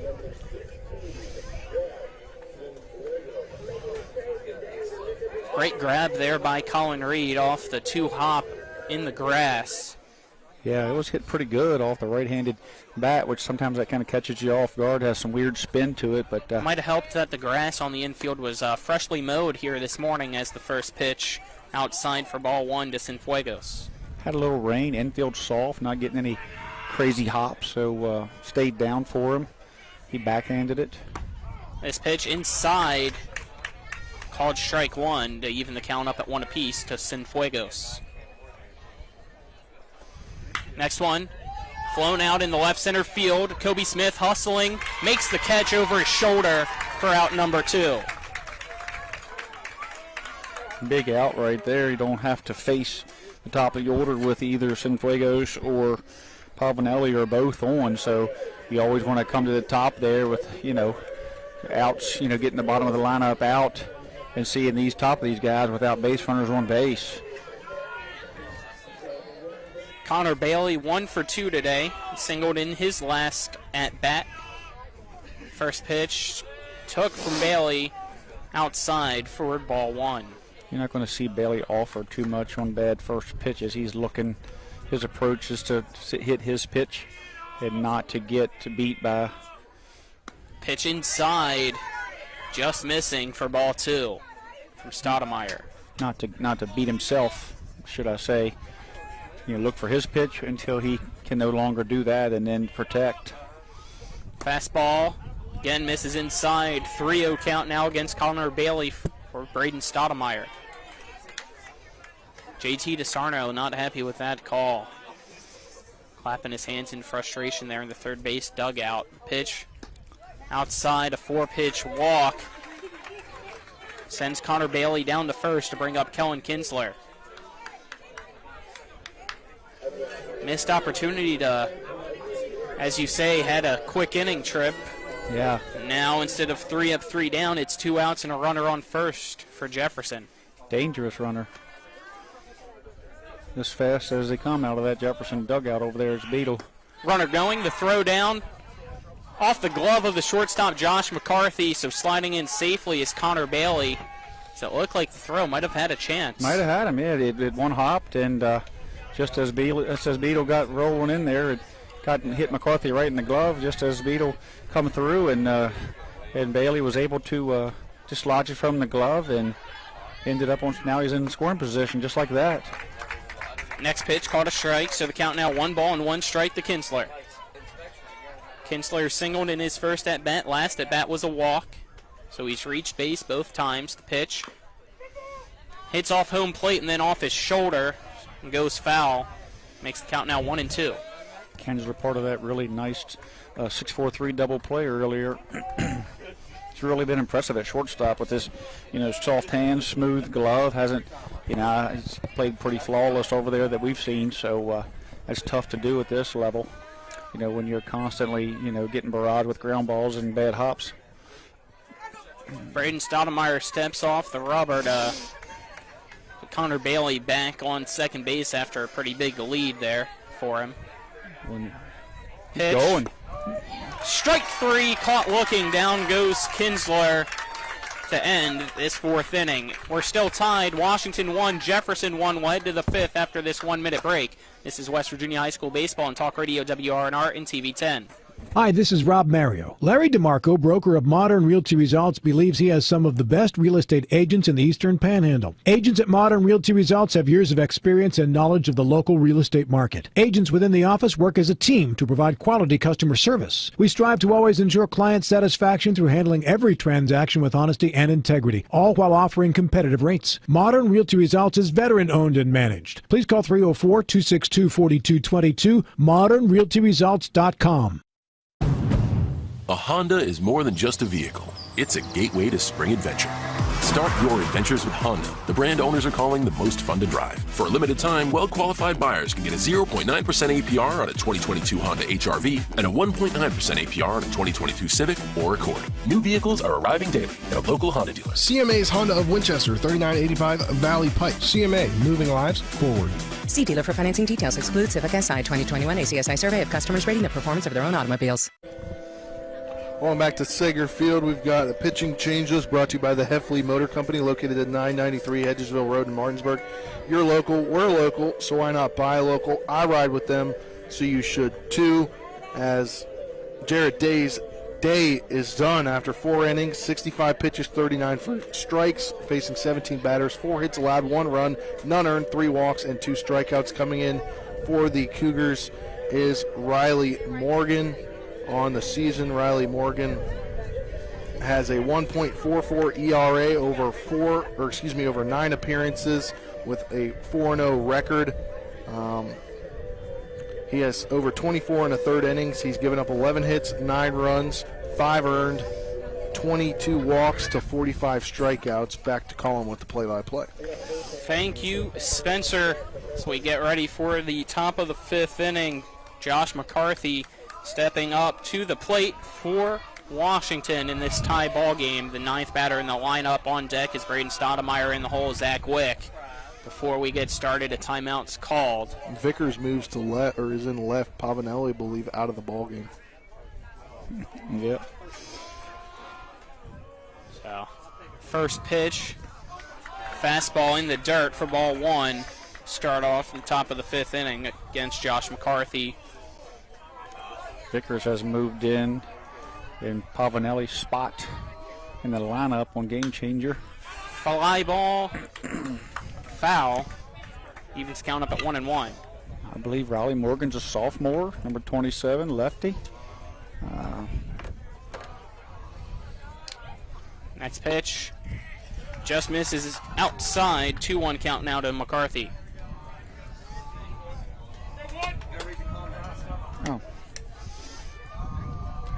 Next pitch from Morgan, above the head of McCarthy. Count now 3-1. As we start the 5th inning here. Riley Morgan's pitch, just missing outside, so leadoff walk to McCarthy to start off the top of the 5th. Bring up Braden Stoudemire.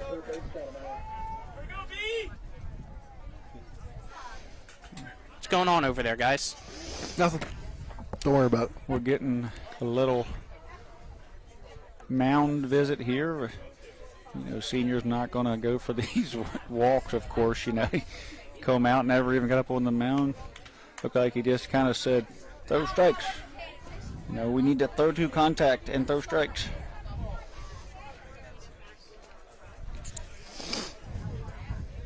So nobody out. Runner on first now after the leadoff walk. Here in this 1-1 ball game between Washington and Jefferson, the 3A Region 2 Section 2 Championship. Scoring the bunt is Stoudemire, the fastball inside and low for ball 1. See if Stoudemire can get Morgan off the mound, maybe bunt. See if the sophomore can, you know, handle the bunt, handle Stoudemire's speed going down the line. Next pitch at the knees is Stoudemire, evens count up at 1-1. Stoudemire 2 for 2 today, both with singles in his at-bats. Morgan's pitch, inside fastball, strike 2 to Stoudemire. Nice pitch there. I mean, he's really good job by Hefner to fold that in there. It's right on the inside corner. Great pitch by the lefty. Breaking ball misses inside, evens the count up at 2 from Morgan to Stoudemire. Great opportunity here for for Washington here at the top, you know, in the 5th inning to do some damage with number. Ball flown down the third base line. If it stays fair, it has a chance, and it goes foul. Jumped on that one, but I'm not sure how far it went, but it definitely went out of the park.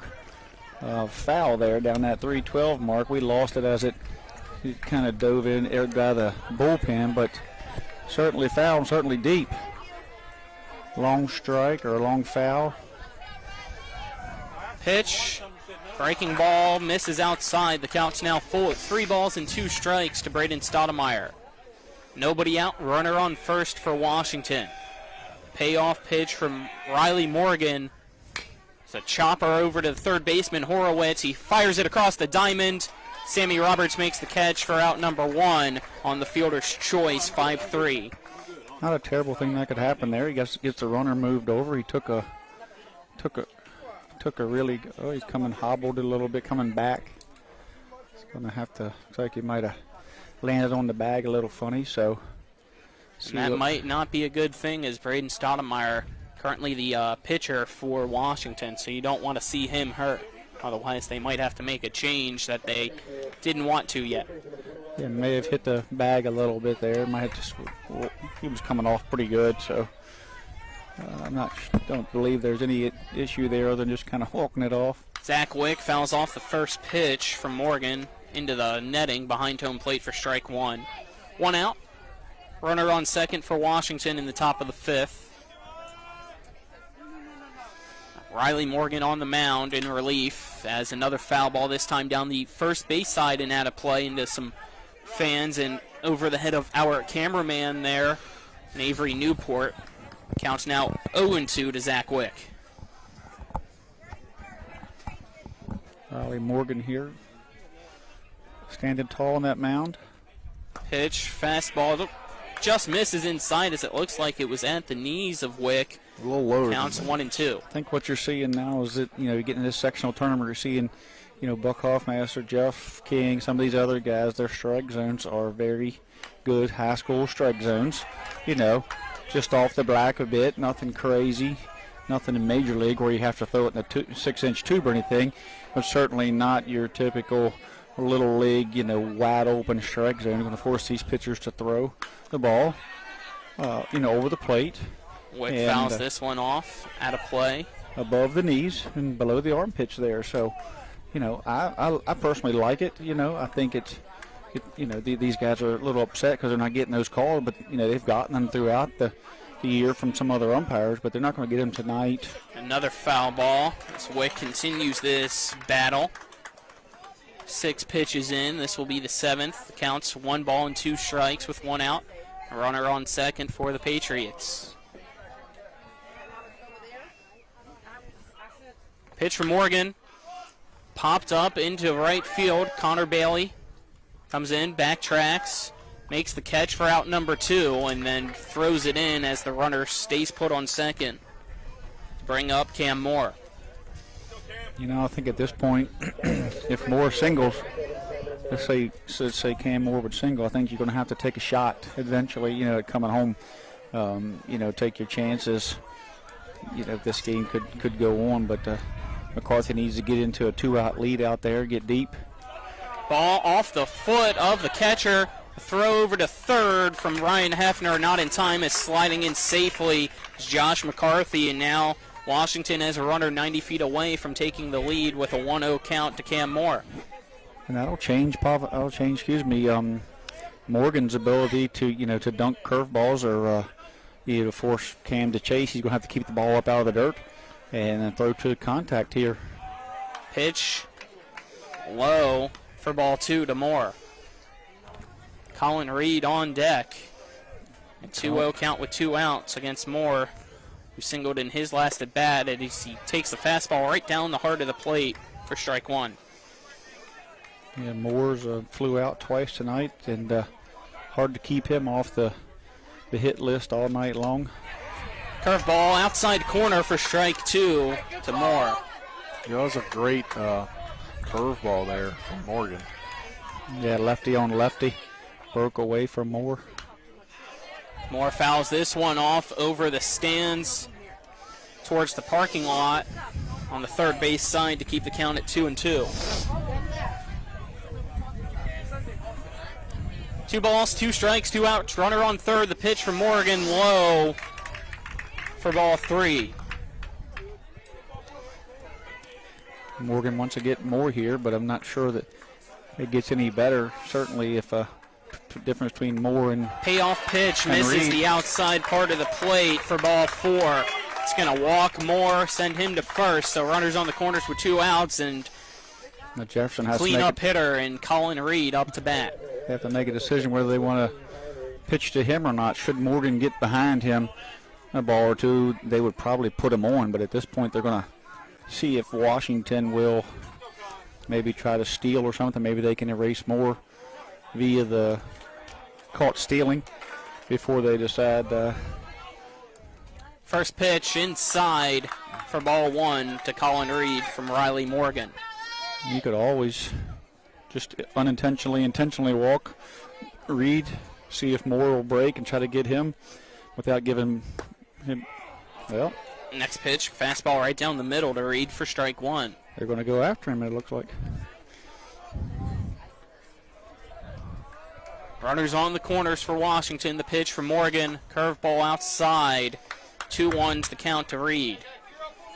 Reed 0 for 2 this afternoon. Flew out to center as well as right field in both his at-bats. Reed will be looking for his pitch here.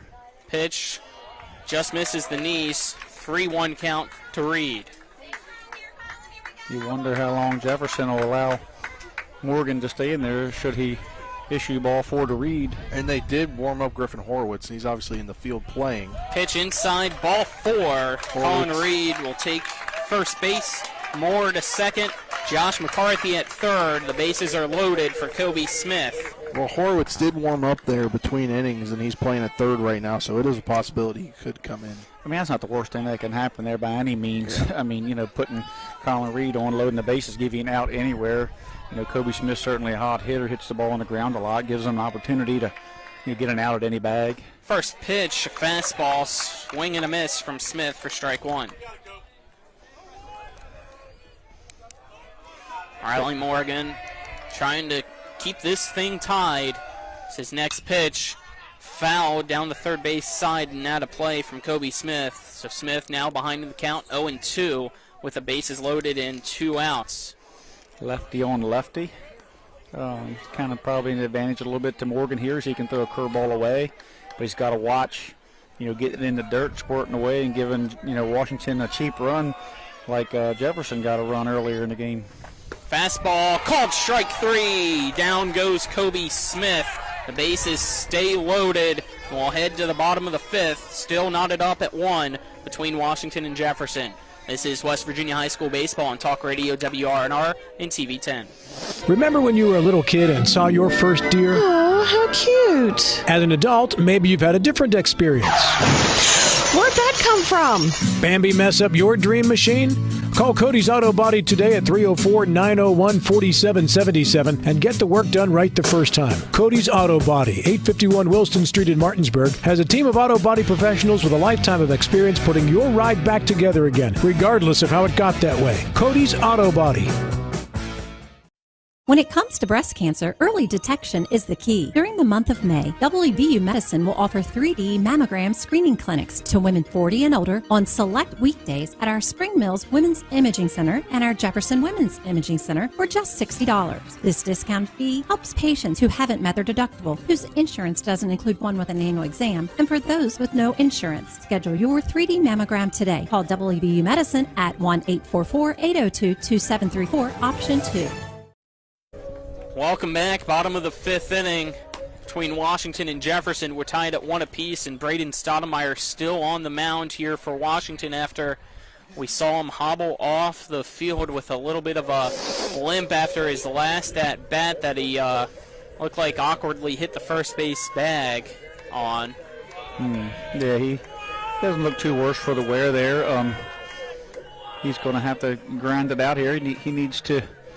he's got, let's see here, as far as this pitch count goes, he's up to, 71 pitches, so he's looking pretty good. 3 innings to go here, facing the heart of the order. This could be a huge inning for him if he could, get these guys out. But leaving those base runners on are just a tough pill to swallow for Washington. First 2 pitches against Sam Wobnitz. The first one he took for strike 1. The next one a big swing and a miss from Sam for strike 2. So it's an 0-2 count now to Wobnitz, who is 0 for 1 today. So we are in the bottom of the 5th in this sectional championship matchup. Pitch from Stoudemire, fouled off by Wobnitz, and almost hit our camera over there for TV 10. Count remains no balls and 2 strikes. It moved it, that's for sure. I believe it hit Buck Hoffmaster square in the nugget. I think it just skipped right off the top of it. Good thing he oiled it up today, so it skipped off and didn't hit solid. Pitch.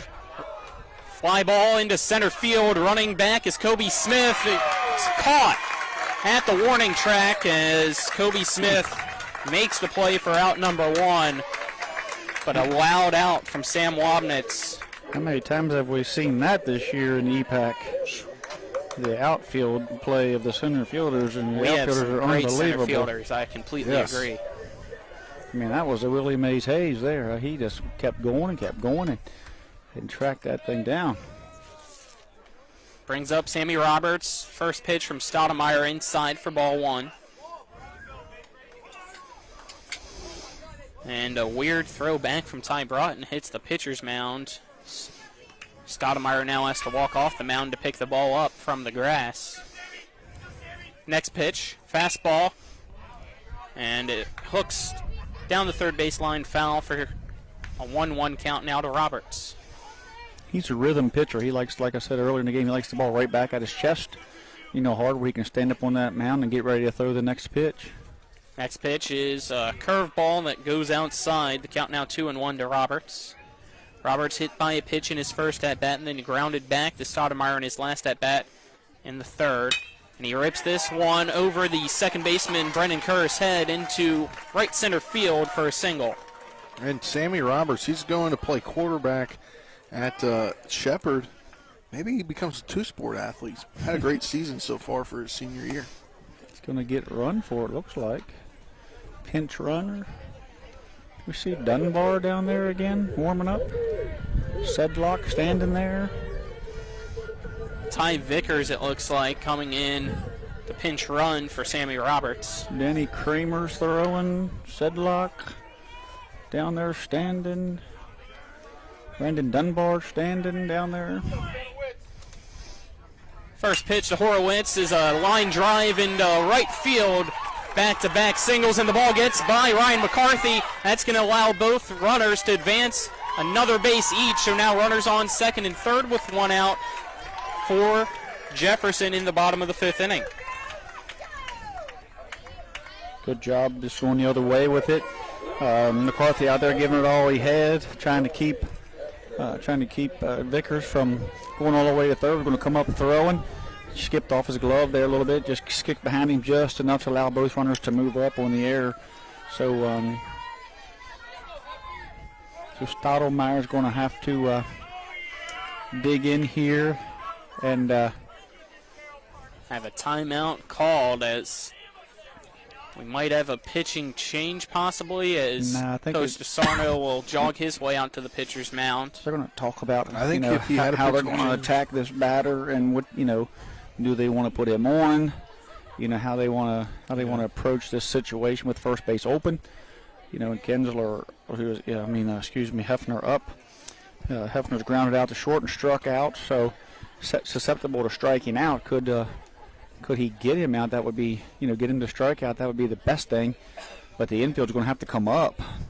Stottlemyer, regardless. 80 pitches so far, which means he has 30 left before he has to be replaced. If you do put him on base, Carter's on deck. Carter, slower at foot, more susceptible to a double play. You could play the corners back. The middle back, but right now you got the corners up and. First pitch, a grounder off the glove of the pitcher, Braden Stottlemyer, ricochets to second, to throw to first, not in time. It's an RBI single. Jefferson takes the 2-1 lead over Washington in the bottom of the fifth. And we know how good of a team Jefferson is, and it was deadlocked at one for a while here, and kind of expected something to happen in this inning if you were going to put a few base runners on. Well, it's one run. Washington cannot give up here, certainly not lose their cool in any way, shape, or form. They have to show some pretty grit. good hitter as well, 333 average on the season. Runner going, the fake throw from Ty Broughton, and then he looks over to third at Horowitz, but the catcher's indifference will take away an opportunity at a traditional double play with two runners in scoring position and one out in the bottom of the fifth, and Noah Carter up to bat with an 0-1 count to him. Pitch from Stottlemyer, fastball.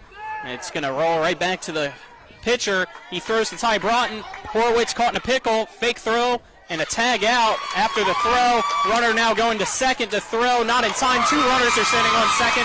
The one's going to get tagged. It's a double play to end this inning after questionable base running by Jefferson takes him out, but they still have a 2-1 lead at the end of 5. We'll be back for the 6th after this 1-minute break. This is West Virginia High School Baseball on Talk Radio WRNR and TV 10. Remember when you were a little kid and saw your first deer? Oh, how cute. As an adult, maybe you've had a different experience. Where'd that come from? Bambi mess up your dream machine? Call Cody's Auto Body today at 304-901-4777 and get the work done right the first time. Cody's Auto Body, 851 Wilston Street in Martinsburg, has a team of auto body professionals with a lifetime of experience putting your ride back together again, regardless of how it got that way. Cody's Auto Body. A reputation for caring, a legacy of service. At Brown Funeral Homes and Cremations, it's been our story since 1880. A family-owned business, we support the needs and wishes of families. We offer traditional services, as well as many options for cremation, customized remembrances, and pre-planning. Brown Funeral Homes and Cremations retains its family atmosphere and stays true to its roots.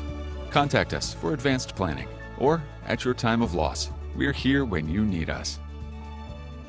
Welcome back here, top of the 6th. Jefferson now on top of Washington, 2-1 here in this sectional championship. Colin McLaughlin here alongside me is Trip Tobin and Spencer Dupuis.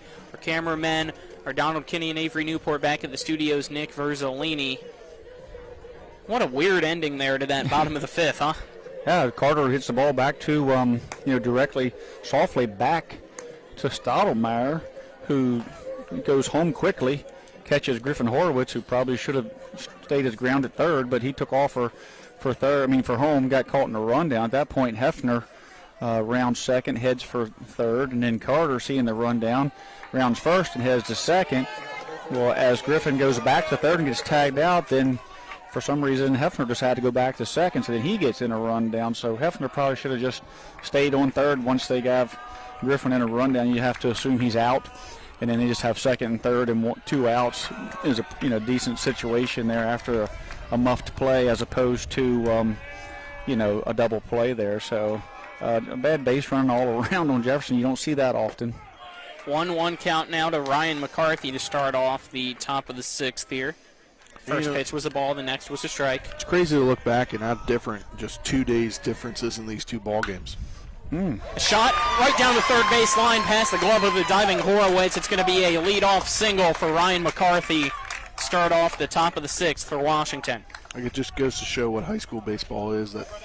It's very momentum. Pitch and shoot, a lot of momentum. These kids can get flat.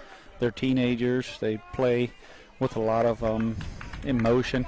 You look at college and baseball, Major League Baseball players, you think they play with no emotion, but they have to put that stuff away.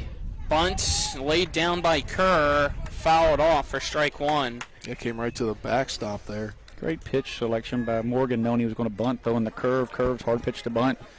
It starts up and comes down. You're trying to lay it down, so a 12-6 curve is a tough pitch to bunt, so great call there. Back to the last inning, if Hefner just goes to third and stands and Noah goes to second and stands, then you've got 2 outs in on second and third, and no different than if Carter would have struck out or grounded out, Another bunt squared right down the third base line perfectly, charging into Horowitz to throw. One hops off the dirt to Roberts, but the sac bunt works for Washington to advance the runner to second. It's now 1 out to bring up Josh McCarthy. And no one was covering third. They had third base. Ty Broughton, not Josh McCarthy. Should McCarthy have come on around, they got caught. No one actually covering third. Well, now that gives you a runner in scoring position here, just 1 out with just a 1-run ball game now. All you can do is put yourself in a position. Pitch from Morgan, high and outside to Broughton for ball 1. Tying run on second now for Washington as they trail Jefferson 2-1, and a timeout will be called by the head coach for Jefferson, John Lowry Sr., and he talks over to his first base dugout, and it looks like we might have a pitching change. As Riley Morgan hands the ball off to his head coach, we'll take a 1-minute break to see who will be the new pitcher for Jefferson. Looks like Griffin. This is West Virginia High School Baseball on Talk Radio WRNR and TV 10. We're back in 1 minute. With 4 new car dealerships and 4 used car dealerships in 3 states, Parsons is the largest used car and fastest growing new car dealer in the tri-state area. Take Parsons Ford with huge savings on hundreds of new Fords, financing from 0%, Parsons' goal of financing for all, and Parsons' famous above-market trade-in allowances that help make Parsons #1 for used cars too. See why so many won't buy anywhere but Parsons Ford in Martinsburg. We became #1 by making you #1 first. Parsons. Not sure where to go or who to trust with your flooring project? And start with Trips Flooring, proudly serving the area for more than 25 years, specializing in floor sanding and refinishing, along with installation of new flooring, including hardwood, tile, vinyl, laminate, carpet, and the hottest trend in flooring, luxury vinyl tile and luxury vinyl plank. Are you on a budget? Check out their warehouse, cash and carry, or call 304-229-7009, or visit them online at tripsfloorsanding.com. Welcome back to Sager Field here. We've got a pitching change that was brought to you by the Hefley Motor Company located at 993 Hedgesville Road in Martinsburg. You're local. We're local, so why not buy local? I ride with them, so you should too. Riley Morgan's day is done after 1 1/3 inning, giving up 1 hit, 3 walks, and 1 strikeout. 40 pitches for him, 22 for strikes, facing 8 batters. Coming in a pitch is Griffin Horowitz, a 5-0 record in 12 appearances, a .66 ERA for the senior. In 32 innings pitched, 19 hits allowed, 8 runs, 3 earned, 17 walks to 37 strikeouts. Now back to Colin with the play-by-play. Thank you there, Spencer. It is a 2-1 ball game. Jefferson on top of Washington here in the 6th. Pavanelli re-entered. Now he's at third, taking over for Horowitz, who was at third. And now in left field is Daquan Shipe. So we're seeing some their batting order changed up there a little bit on the Jefferson side, and their defense changed up a bit, but 1 ball, no strike count. First pitch from Horowitz to Ty Broughton is a strike to make the count now 1-1. We saw Horowitz come in on Thursday, I believe, just had to throw 2 pitches in that outing. 1-1 count, runner on second. The pitch, swing and a miss from Broughton for strike 2 from Horowitz, who now has more pitches than he had in the last game. Yep. Or will have.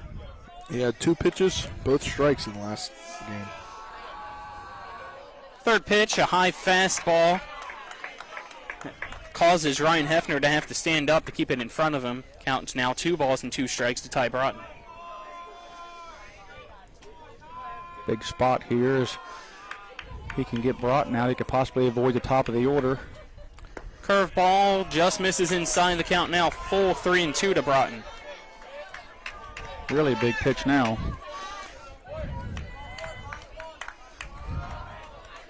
Finn Horowitz checks the runner behind him. The payoff pitch is a fastball, swing and a miss. Called strike 3. Down goes Broughton. First strikeout for Finn Horowitz is a big one, as it's now 2 outs with a runner on second for Washington. Big strikeout for Horowitz there, especially having to come to Broughton with that 3-2 pitch. Fly ball into left field. Coming in on it is Shipe, making the catch for out number 3. The score remains 2-1. We'll head to the bottom of the 6th after this 1-minute break. This is West Virginia High School Baseball on Talk Radio, WRNR, and TV 10. With 4 new car dealerships and 4 used car dealerships in 3 states, Parsons is the largest used car and fastest growing new car dealer in the tri-state area. Take Parsons Ford with huge savings on hundreds of new Fords, financing from 0%. Parsons' goal of financing for all, and Parsons' famous above-market trade-in allowances that help make Parsons #1 for used cars too. See why so many won't buy anywhere but Parsons Ford in Martinsburg. We became #1 by making you #1 first. Parsons. The Palace Lounge in Martinsburg has a brand new list of daily specials. Monday, stop on in for burger night or enjoy a nice juicy steak every Tuesday and Wednesday. The Palace Lounge also offers freshly steamed shrimp Thursdays and chef specials every Friday and Saturday. Sunday is all-day breakfast, and there are drink specials daily too. So come enjoy the Palace Lounge. You can find them on Facebook or call 304-267-7520. The Palace Lounge is located at 1350 Edwin Miller Boulevard. Welcome back to Seger Field here in Jefferson County, West Virginia. The sectional championship between Washington High School and Jefferson High School, as Jefferson leads Washington 2-1 to head into the bottom of the 6th here. It is Paul Vanelli, Cienfuegos, and Bailey, the 8-9-1 batters, due up for Jefferson. Quan Shipe trying to go a complete game as Washington... Braden Stoudemire, yeah. Wrong team. That is correct. Wrong pitcher. Thank you. He wasn't. Shipe did not pitch today. He did come in to play left. Stoudemire's 5 innings, 6 hits so far, 2 runs, only 1 earned, 3 walks, 3 strikeouts, hit a couple batters. He's at 83 pitches at the moment, so pretty efficient, If he can, top of the order coming up for Washington in the top of the 7th. So he needs to keep this game at a one-run deficit at the moment and give his team a chance. Fastball from Stoudemire at the knees of Paul Vanelli for strike 1 to start off the bottom of the 6th. Still see a lot of action down there in that bullpen of Washington's. Slider inside corner for strike 2 from Stoudemire. It's now at 84 pitches. In case he gets into a jam this inning. It's a 2-1 ball game. Jefferson leads, which means Washington is down to its final 3 outs in the top of the 7th. Pitch fouled off. Just misses our camera behind home plate. Keeps the count at 0-2. So far, so good. We've had people knock it off the air connection-wise, but has not broken anything yet. Hopefully it stays that way. As the Moog will be happy about that. Pitch high for ball 1 to Paul Vanelli. It's a 1-2 count with nobody out. Stoudemire sets. The delivery, swing and a miss. Down goes Pavanelli. Another strikeout for Braden Stoudemire. And it's now number 4 this afternoon. Brings up Josh Cienfuegos, the 9th batter in the lineup for Jefferson. 1 out, nobody on base. The pitch inside for strike 1 against Cienfuegos. Stoudemire sets the kick and the delivery. Another breaking ball in the dirt. Counts now 1-1. Stoudemire working quickly here in this at-bat against Cienfuegos. And he pops this one over the head of Cam Moore in left field. He backs up and comes forward to make the catch for out number 2. Young man, give that ball a ride.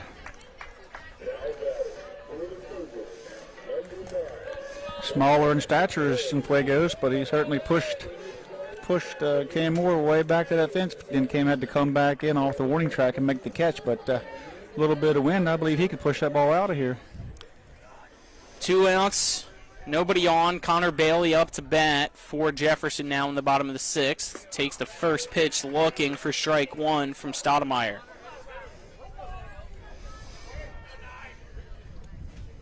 Bailey steps back into the box. Gets into his stance here against Stoudemire, who sets. Big kick in the delivery, hits the back of Connor Bailey. It's the 3rd hit by pitch issued from Stoudemire. Send Bailey to first and bring up Kinsler. We've had this situation multiple times today. 2 quick outs from Stoudemire, and they're on the 3rd batter. He can't get the job done and allows him on base, whether it's a walk or hit by pitch as the runner goes. The throw down sails to the cutoff. Make sure it doesn't go into the outfield, but successful stolen base for Bailey on the pitch that was called a strike against Kinsler. So now 2 outs, an 0-1 count to Kinsler with a runner on second in the bottom of the 6th for Jefferson. Pitch from Stoudemire, fastball off the end of the bat to the shortstop. Throw wild by Colin Reed. That's going to allow the runner to score and Kinsler to stand up at second. It's now Jefferson 3, Washington 1. Safety blanket now as Jefferson leads by 2 in the bottom of the 6th. Yeah, it's a good insurance run there, but obviously a mistake by Washington, and it just seems like a few times this season mistakes have really hurt them on the fielding side of things. It's the first error today for Josh McCarthy. Coach DeSarno will trot his way out to have a full infield meeting at the pitcher's mound. It's 3-1 now. They had 6 errors on Thursday. Jefferson trying to win today to become the sectional champion. Martinsburg waiting for the champion from this side as they defeated Musselman yesterday 4-3. In walk-off fashion. Yep, that's exactly the words I was about to say. You stole them right out of my mouth, Spencer. Throwing the assist over there. Appreciate it. Tough play there. Kinsler did all he could just to get it in play there and slapped that. It was kind of I guess it was sort of a hit and run with 2 outs as he just kind of slapped at the ball as Bailey took off, tried to open up some holes for him. But then at that point it was a do or die play for McCarthy, and it just hit the dirt and got away. First pitch to Womnitz, outside corner for strike 1 from Stoudemire. Actually, Bailey stole on the pitch before that. He was on second when that happened. Excuse me. Runner on second, 2 outs. Pitch goes underneath the legs of Ty Broughton off the backstop. That's going to allow Kinsler to run down to third. And a 1-1 count to Womnitz. Stoudemire really has to dig in here and keep this at 2. 3 would be nearly insurmountable with Griffin on the mound. 2 is going to be tough enough. Pitch from Stoudemire, fly ball into center field. Kobe Smith finds it, makes the catch for out number 3, but not before a 1 run crosses the plate for Jefferson. They now lead 3-1. will head to the 7th with Washington down to its final 3 outs unless they can tie things up or take the lead. This is West Virginia High School Baseball on Talk Radio WRNR and TV 10. Before the invitations and the dress, the flowers, cake, candles, or vows, there was an answer to a question proposed with a ring. Bechtel Jewelers knows that an important part of your wedding happens before the I-dos. We're a diamond store with an engagement and bridal jewelry selection that's both exciting and accessible. On the big day, there's everything else, and there's the ring. Make sure you get this one right at Bechtel Jewelers in Inwood. If you're in an accident, the first thing that you have to do is call 911. You have to get medical care immediately. The next thing you need to do is call us. When you hire us at the Skinner Law Firm, what we do is we are going to investigate your case, and we're going to lay out the options that you have, all at no cost to you. We will use all of our resources and all of our experience to get you what you deserve. The Skinner Law Firm, SkinnerFirm.com. Welcome back here to Sager Field. Jefferson on top of Washington 3-1 as the Cougars are 3 outs away from being crowned sectional champions and setting up a rematch of the 2021 regional tournament between them and Martinsburg. Yeah, big insurance run there for Jefferson in the bottom off the infield single, then the throwing error that got away. So just a, huge play right there as Griffin Horowitz sits with a 2-run lead facing the top of Washington's order. Stoudemire takes the first pitch at the shoulders and right down the heart of the plate from Horowitz for strike 1 to kick things off in the top of the 7th. Stoudemire steps back into the right-handed box. The pitch from Horowitz going to be blooped deep into left field. Chasing it down is the left fielder in Shipe as it goes foul. Count now, no balls and 2 strikes. As that wind in here in Jefferson County, let that ball carry. But it's an 0-2 count to Stoudemire. Pitch from Horowitz, chopped over the glove of the jumping Horowitz. The second baseman, though, charges forward. Cienfuegos from the second base bag throws it over to first for out number 1. Great defensive stop there by Cienfuegos to keep the ball in the infield and get the first out of this 7th inning to bring up Zach Wick. So Wick getting some words from his head coach and J.D. DeSarno before stepping into the batter's box. So there's only 2 outs left in Washington's season unless they can get at least 2 runs. First pitch in the dirt from Horowitz for ball 1 to Wick. And now Washington just has to be very good at the plate, forcing this game to last, to continue as long as possible, however they can. Next pitch, swing and a miss. Counts now even at 1-1 against Zach Wick. Got to get the bat into the hands of Cam Moore and Colin Reed, if at all possible, with men on base. Next pitch from Horowitz to Wick, high and outside. The count now 2 balls and 1 strike. 1 out, nobody on base for Washington. The pitch from Horowitz fouled off the first base side into the bullpen of Jefferson to even the count up at 2-2. Yeah, obviously you need a base runner here if you're Washington to even think about getting Colin Reed up. Obviously. Horowitz sets. Obviously. Kicking the delivery.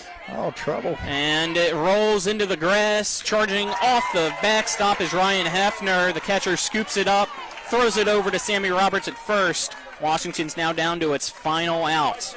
I believe Wick beat that one off the plate, didn't he? Yeah.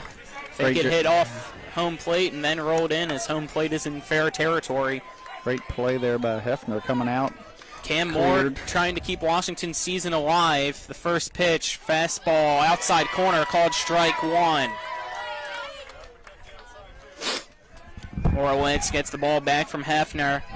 Sets. Kicking the delivery. Fouled off for strike 2. Cam Moore is now down to his final strike. It's 3-1, 2 outs. Jefferson 1 strike away from being the sectional champion. The senior Finn Horowitz on the mound looking to do so for his team. Fans are behind him. The pitch just misses outside for ball 1. He thought he caught him looking on the breaking ball, but Cam Moore lives to see another pitch. Horowitz shakes off the first call. Set. Fastball, and it's a line drive into center field. Cam Moore gets a 2-out single to bring up Colin Reed. Just what I said. You need to get a base runner in order to bring up Reed, and Tripp did make a prediction off the air. Does he want to make it official on the air? You want to be a summoner? You going to summon things here? Pointing out to that 3:12, 3:15 mark. See if Reed can find some air here. And Reed takes the first pitch on the outside corner for strike 1 against Horowitz. Tie this ball game up in dramatic fashion. We've seen so much dramatics this week. Let's just see some more, right? Next pitch, a breaking ball at the knees of Reed for strike 2, who's now behind in the count against Horowitz. And he's the one again, that did Washington down to its final strike. He's the one that had the magic in him game 1 against these two Fastball, teams. Fly ball, left center field. Backtracking is Wobnitz. Calls off the left fielder, makes the catch. Jefferson wins Region 2, Section 2. They'll head to the regional championship, taking on Martinsburg in a few weeks. Final score, Jefferson 3, Washington 1. The Patriots season ends by the hands of the Jefferson Cougars yet again at Seger Field. We'll take a 2-minute break and then be back for the Palace Lounge post-game show. This is West Virginia High School Baseball on Talk Radio WRNR and TV 10. Mayhem is everywhere. I'm your new bangs, and you can't stop staring at me. That's it. Just tilt the rearview mirror over here. And while you're checking me out more times than a library book, your car is wandering into that lane over there. More bangs. Neat. And if you've got cut rate insurance, you could be paying for this yourself. So get Allstate. Call Martinsburg Allstate agent Gary Kelly today at 304-263-4596. Looking for some nightlife? Then look no further. Laddie's Bar and Grill has a full bar and kitchen, pool table, and entertainment with great food at affordable prices. You can dine in or carry out by calling us at 304-263-5233. Laddie's is open Monday through Saturdays from 8 a.m. to 3 a.m. and Sundays from 10 a.m. to 3 a.m. We serve breakfast all day long, and our lunch and dinner specials are posted every day on our Facebook page. So stop on in to Laddie's Bar and Grill, located at 107 Lutz Avenue in Martinsburg.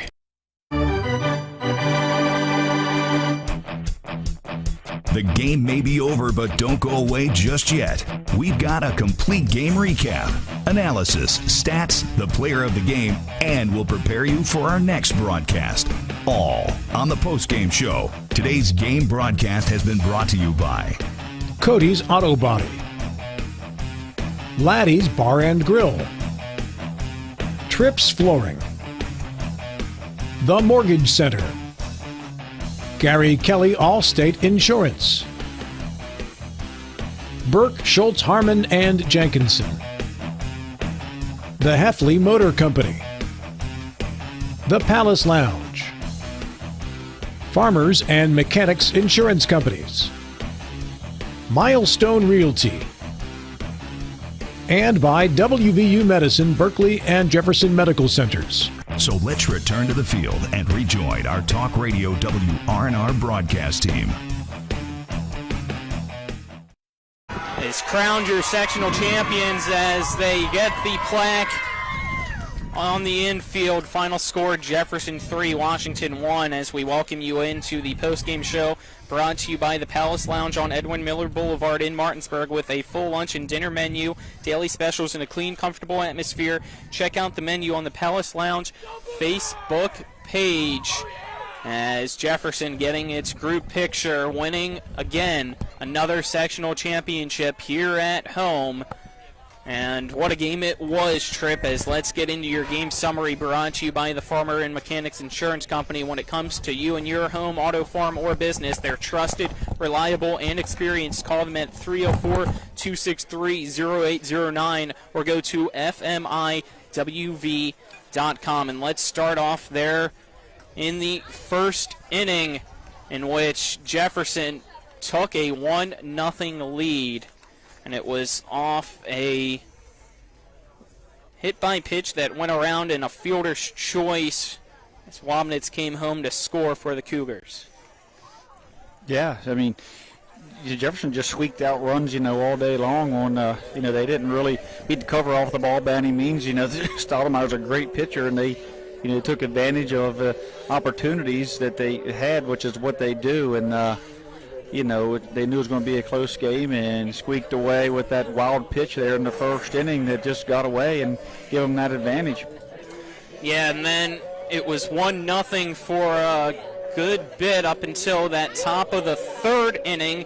And in the top of the third inning, Washington was able to tie things up at 1 apiece after Stoudemire started off that third inning with a single. He later came home to score off a Cam Moore single, but the inning ended right after that, after he was out due to a running error on his part from a fly ball by Colin Reed, and it stayed 1-1 up until the bottom of the fifth. Jefferson took a 2-1 lead, and that 2-1 lead was Sammy Roberts coming home to score after 3 straight singles by Roberts, Horowitz, and then Hefner. But right after that, the inning ended on a double play, and then one more run came to cross for Jefferson to make it 3-1 there in the bottom of the sixth, and that was the insurance run they needed as Horowitz came in right after that to make sure that it stayed at 3-1, and Jefferson wins the section. They'll play Martinsburg not the coming week, but the week after that for the regional championship, after Martinsburg defeated Musselman in its sectional championship yesterday by a final score of 4-3. Your winning pitcher is Riley Morgan. The losing pitcher is Braden Stoudemire for Washington, who had a great season, but their season comes to an end with a record of 15 wins and 11 losses. Jefferson now 31 wins and 3 losses. Trip. Yeah, Jefferson's just cruising, what can you say? You take a team that gets, 4 or 5 hits today and faces just one of the best pitchers in the EPAC, the only pitcher that's beat them, and then they just find a way to just squeeze out runs, infield singles and stealing bases, and just forcing Washington to field the baseball and throw the ball quickly. And at the end of the day, they just did 1 or 2 more little things better. They did have a base running issue there, 1 inning, which is certainly not something we see from them much. But when Washington left the bases loaded a couple of times, that really hurts. Couldn't get that timely hit. Could have changed the game dramatically should that have happened. But hats off to the Jefferson pitchers for shutting the door in that Jefferson defense. Let's now get into your game stats as we wait here for Jefferson's head coach and John Lowry Sr. as well as our player of the game to make their way from right field for an interview. But your game stats brought to you by Chris Ross and the Milestone Real Estate Group at Keller Williams. Buying or selling a home, call 304-579-7349 or go to callchrisross.com. And we'll start with your pitchers, starting with the losing pitcher this afternoon in Braden Stoudemire. He went 6 innings, allowed 7 hits, 3 runs, 2 earned runs. He had 4 strikeouts and 3 walks. And now let's get into the pitching stats for Jefferson. Starting wise was Jarrett Day. He went 4 full innings, allowing 4 hits, 1 run, had 2 strikeouts and 3 walks. Followed by Riley Morgan, who got the win. He pitched 1 1/3 innings, allowing 1 hit, no runs, had 1 strikeout, but did allow 3 walks. Then Griffin Horowitz went 1 2/3 innings, giving up only 1 hit and had 1 strikeout with no walks and no runs as well. As Jefferson, it looks like, concluding its team meeting out there, and instead of going to a break, will allow Spencer to corral some people so we can get some interviews. But again, final score 3-1 here as we continue our post-game show. Jefferson defeats Washington again here at Sager Field. The first time around it was 12-2, and that's what sent Washington to the losers bracket. They were able to beat Hampshire yesterday here at Sager Field, but after that it was this game here, and it was Jefferson with another win. And what do you hope to see as we get a rematch of 2021 between Jefferson and Martinsburg? Well, I think what you're going to see is a little better, little more experienced pitching staff from Martinsburg. Last year they came in, Edwards, Paulson, kind of a 1-2 punch. This year Martinsburg, has Edwards, Paulson back healthy. Didn't know if we were going to see him or not, but here they are. Boober's been throwing really well. Triggs has picked it up, so I think you're going to see a deeper staff for Martinsburg as Jefferson. At the end of the day, they had seen,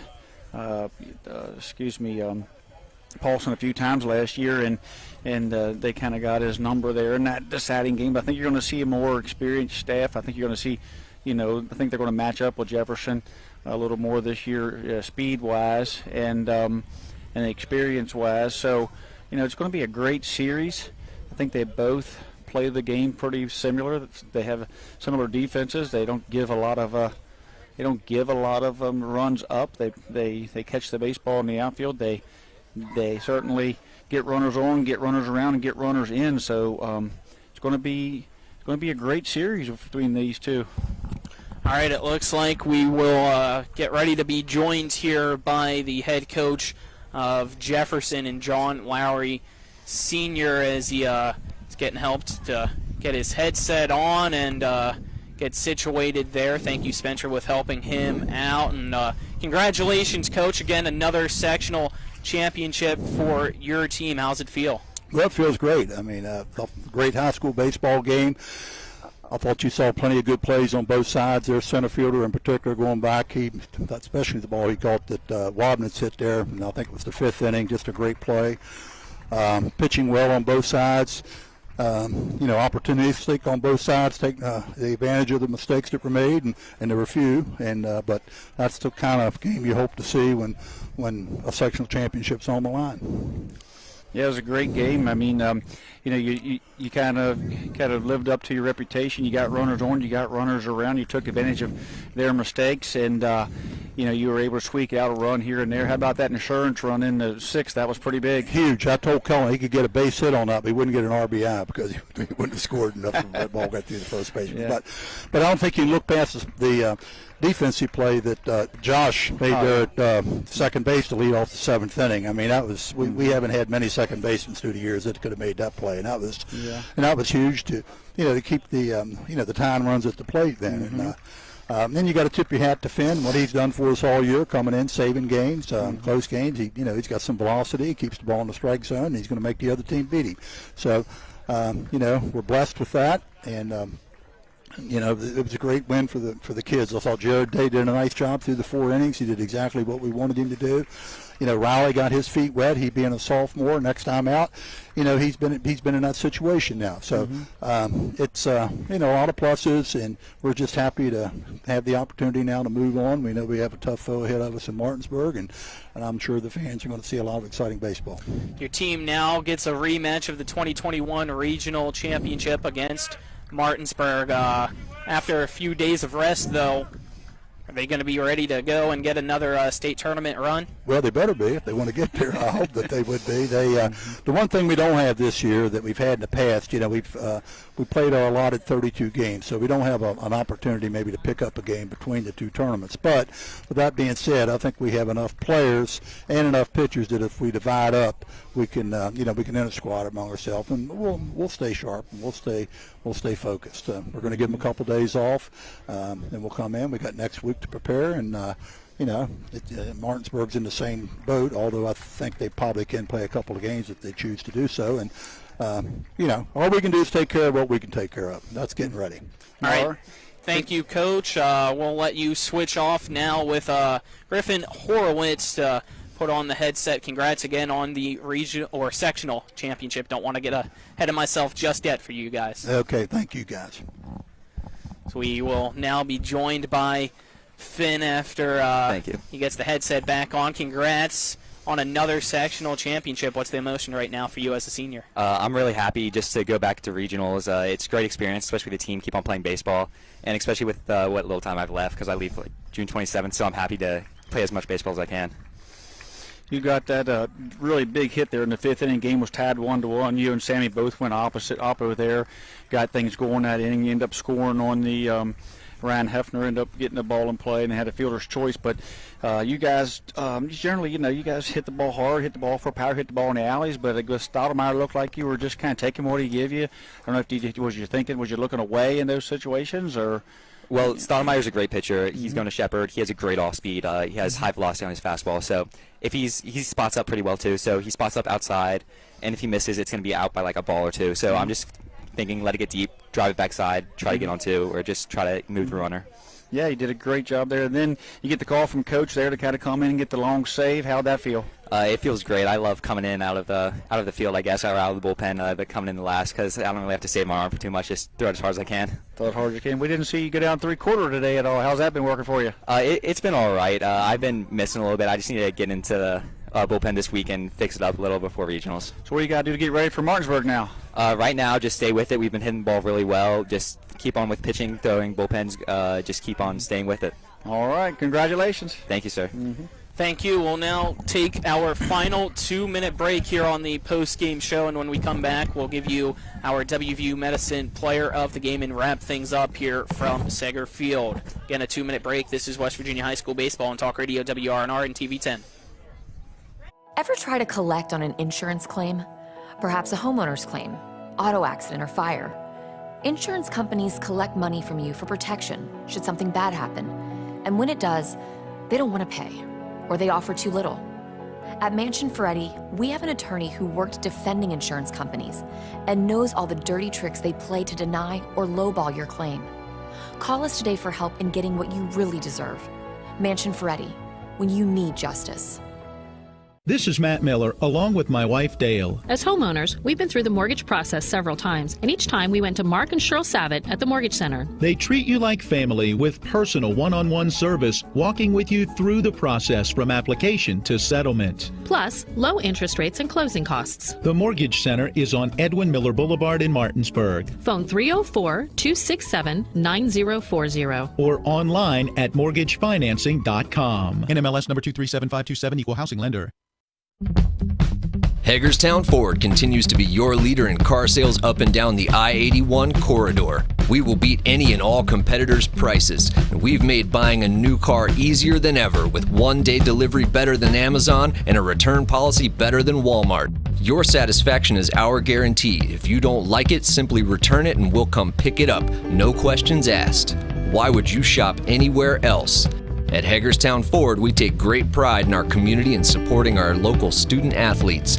That's why Hagerstown Ford is the official car dealership of Shepherd Rams quarterback Tyson Bagent. Our remote buying process has made new car shopping so easy, you'll never even set foot in a dealership. Simply go to HagerstownFord.com and click on the car you want to buy it, or use the Axle Auto app. It's that easy. You can order your new car on any device. Go to HagerstownFord.com and get your new car signed, sealed, and delivered from Hagerstown Ford. Welcome back here to our final segment of the Palace Lounge post-game show, and we'll get right into our WVU Medicine Player of the Game, brought to you by WVU Medicine Berkeley and Jefferson Medical Centers, leading healthcare here and everywhere. And you just heard from him as we interviewed him a little while ago. And Tripp, it is... What's chewing that? on your pen. What? It is what? Griffin Horowitz. I was going to let you say it. Griffin Horowitz. Sorry about that. Yeah. You're chewing on your pen over there. Are you hungry? You didn't say West Virginia Player of the Game. You said yeah, you were just talking to him. Oh, did you? Yeah. I was in deep thought about next week's region matchup. You were thinking about a hot dog, aren't you? Thinking about next week's regional matchup, how good that's going to be. It's going to be a great atmosphere. Two teams that are well matched. It's just going to be a great one. But Griffin Horowitz, Player of the Game tonight. He's going to he's going to play big in that regional next week as well. He can do multiple things. He plays a great third base. He hits for power, and as he said right there, just looking to let the ball get deep there against good pitching and get on base, and then he comes in and he closes the door for them on the mound, so he can do so many things for them, and a big part of the reason why they're holding that trophy out there right now, the Section 2 trophy. So just a great game for them, and a great, Jefferson can't be more happy to have him in uniform and suited up for this regional tournament here coming up with Martinsburg here in a week.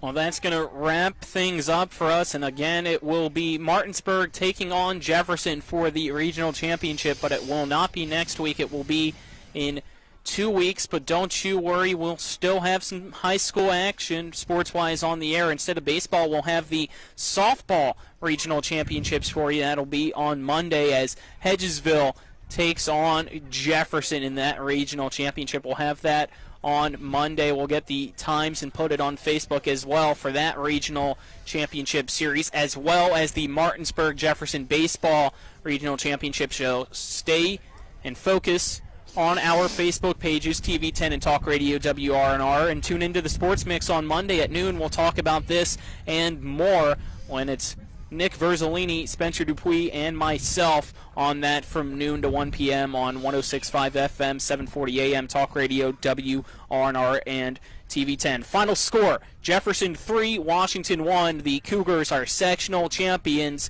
yet again here at Seger Field. For Nick Verzolini, who you'll hear from after this 2-minute break, Donald Kinney, Avery Newport, Spencer Dupuis, Trip Tobin, I'm Colin McLaughlin, signing off until Monday. Have a good weekend, everybody. A Honda is more than just a vehicle. It's a gateway to spring adventure.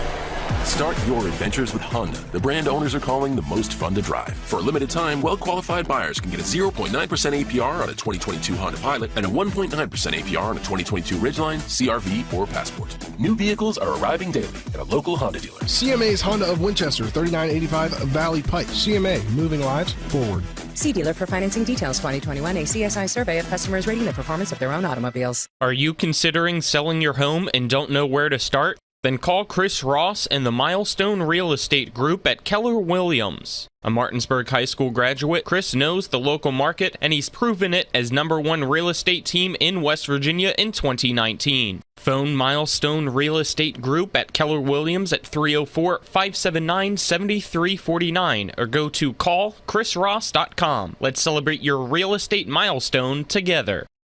If you're in an accident, the first thing that you have to do is call 911. You have to get medical care immediately. The next thing you need to do is call us. When you hire us at the Skinner Law Firm, what we do is we are going to investigate your case, and we're going to lay out the options that you have, all at no cost to you.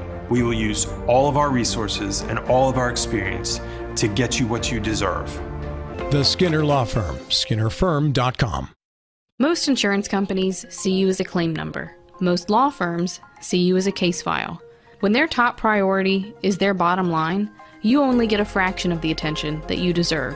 At the law firm of Burke Schultz, Harmon & Jenkinson, it's personal.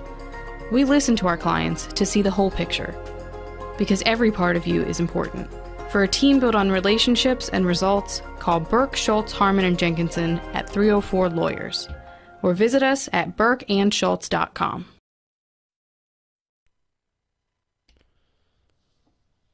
Good afternoon and welcome into the Modern Realty Results postgame scoreboard show. I'm Nick Verzolini. Jefferson defeating Washington to become the Region 2 Section 2 champions as they win that game today 3-1 over the Patriots. And this is the scoreboard show brought to you by Modern Realty Results. Larry DeMarco and his experienced team handle each and every transaction with honesty and integrity. ModernRealtyResults.com. No other EPAC games going on this afternoon, as this was the only game, as the Bulldogs of Martinsburg defeated Musselman last night to win the Region 2 Section 1 championship. So both those teams are on to regionals. And as Colin said, we'll have softball action for you next week. The softball regional championships early next week. We'll keep you updated on Facebook about those matchups and when those are and what times we'll be there and stuff like that. But in terms of other scores right now, well, it's 3 o'clock on a Saturday in May, so not a whole lot going on, but the Cardinals are leading the Giants right now in the 4th inning, 1-0. In terms of local Major League Baseball, the Orioles and Tigers get going tonight, or this afternoon at 4:10 p.m.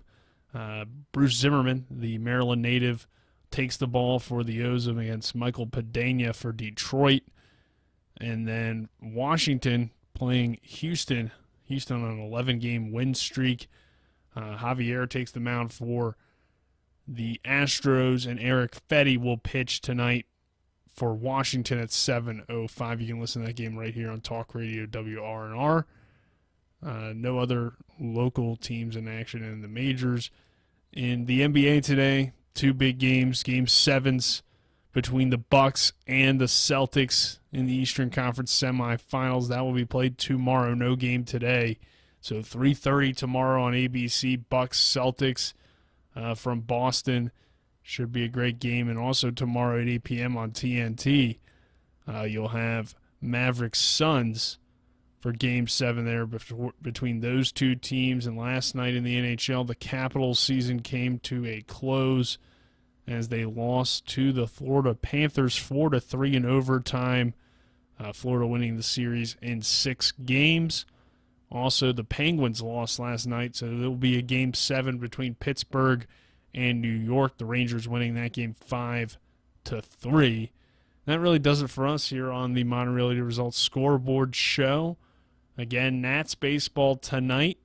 Nats baseball tomorrow as well. They'll be playing an afternoon game tomorrow. And then on Monday, we'll have softball action for you. But again, your final score in this game that you just either watched or listened to, Jefferson defeats Washington to win the Section 2 Region 2 championship. They'll face Martinsburg next week, or not next week, but the week after for the region championship. 3-1 win today for Jefferson. And that does it for us here on the Modern Realty Results Scoreboard Show. I'm Nick Verzolini for Colin McLaughlin and the rest of the crew saying so long.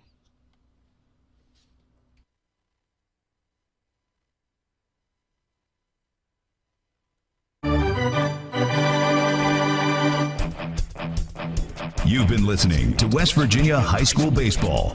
Today's game broadcast has been brought to you by Bechtel Jewelers, the Brown Funeral Homes and Cremations, CMA Honda of Winchester, Hagerstown Ford, The Mansion Ferretti Law Firm, The Mountaineer Grill and Pub, the Mirius Group of Financial Advisors, Orsini's Home Store, Kent Parsons Ford of Martinsburg, Modern Realty Results, and the Skinner Law Firm.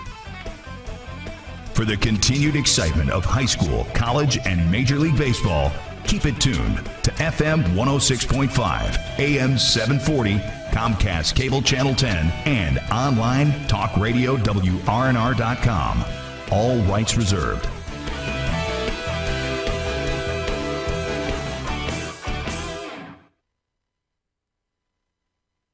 Jerry has ruined the Cowboys. But the Cowboys, again, have done absolutely zippity-doo-dah-day in 25 years. Okay, they won a couple of playoff games. Okay, they've had a couple of 12-win seasons, 13-win seasons. They are nothing more than an overhyped, overstuffed, overrated machine. That's it. They cower. They crawl up in their little corner with their thumb in their mouth and their dunce cap on every January. That's it. They have no spine. They have no you-know-whats. Nothing. And, to be fair, Washington doesn't even get that far.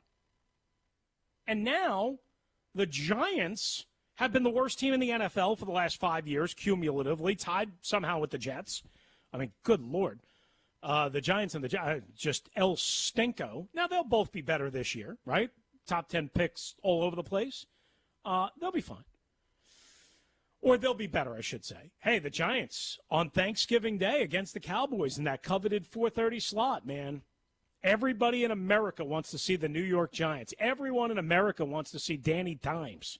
If Danny Dimes can even make it to that point before he throws up all over himself and turns the ball over 3 times a game and then inevitably gets injured.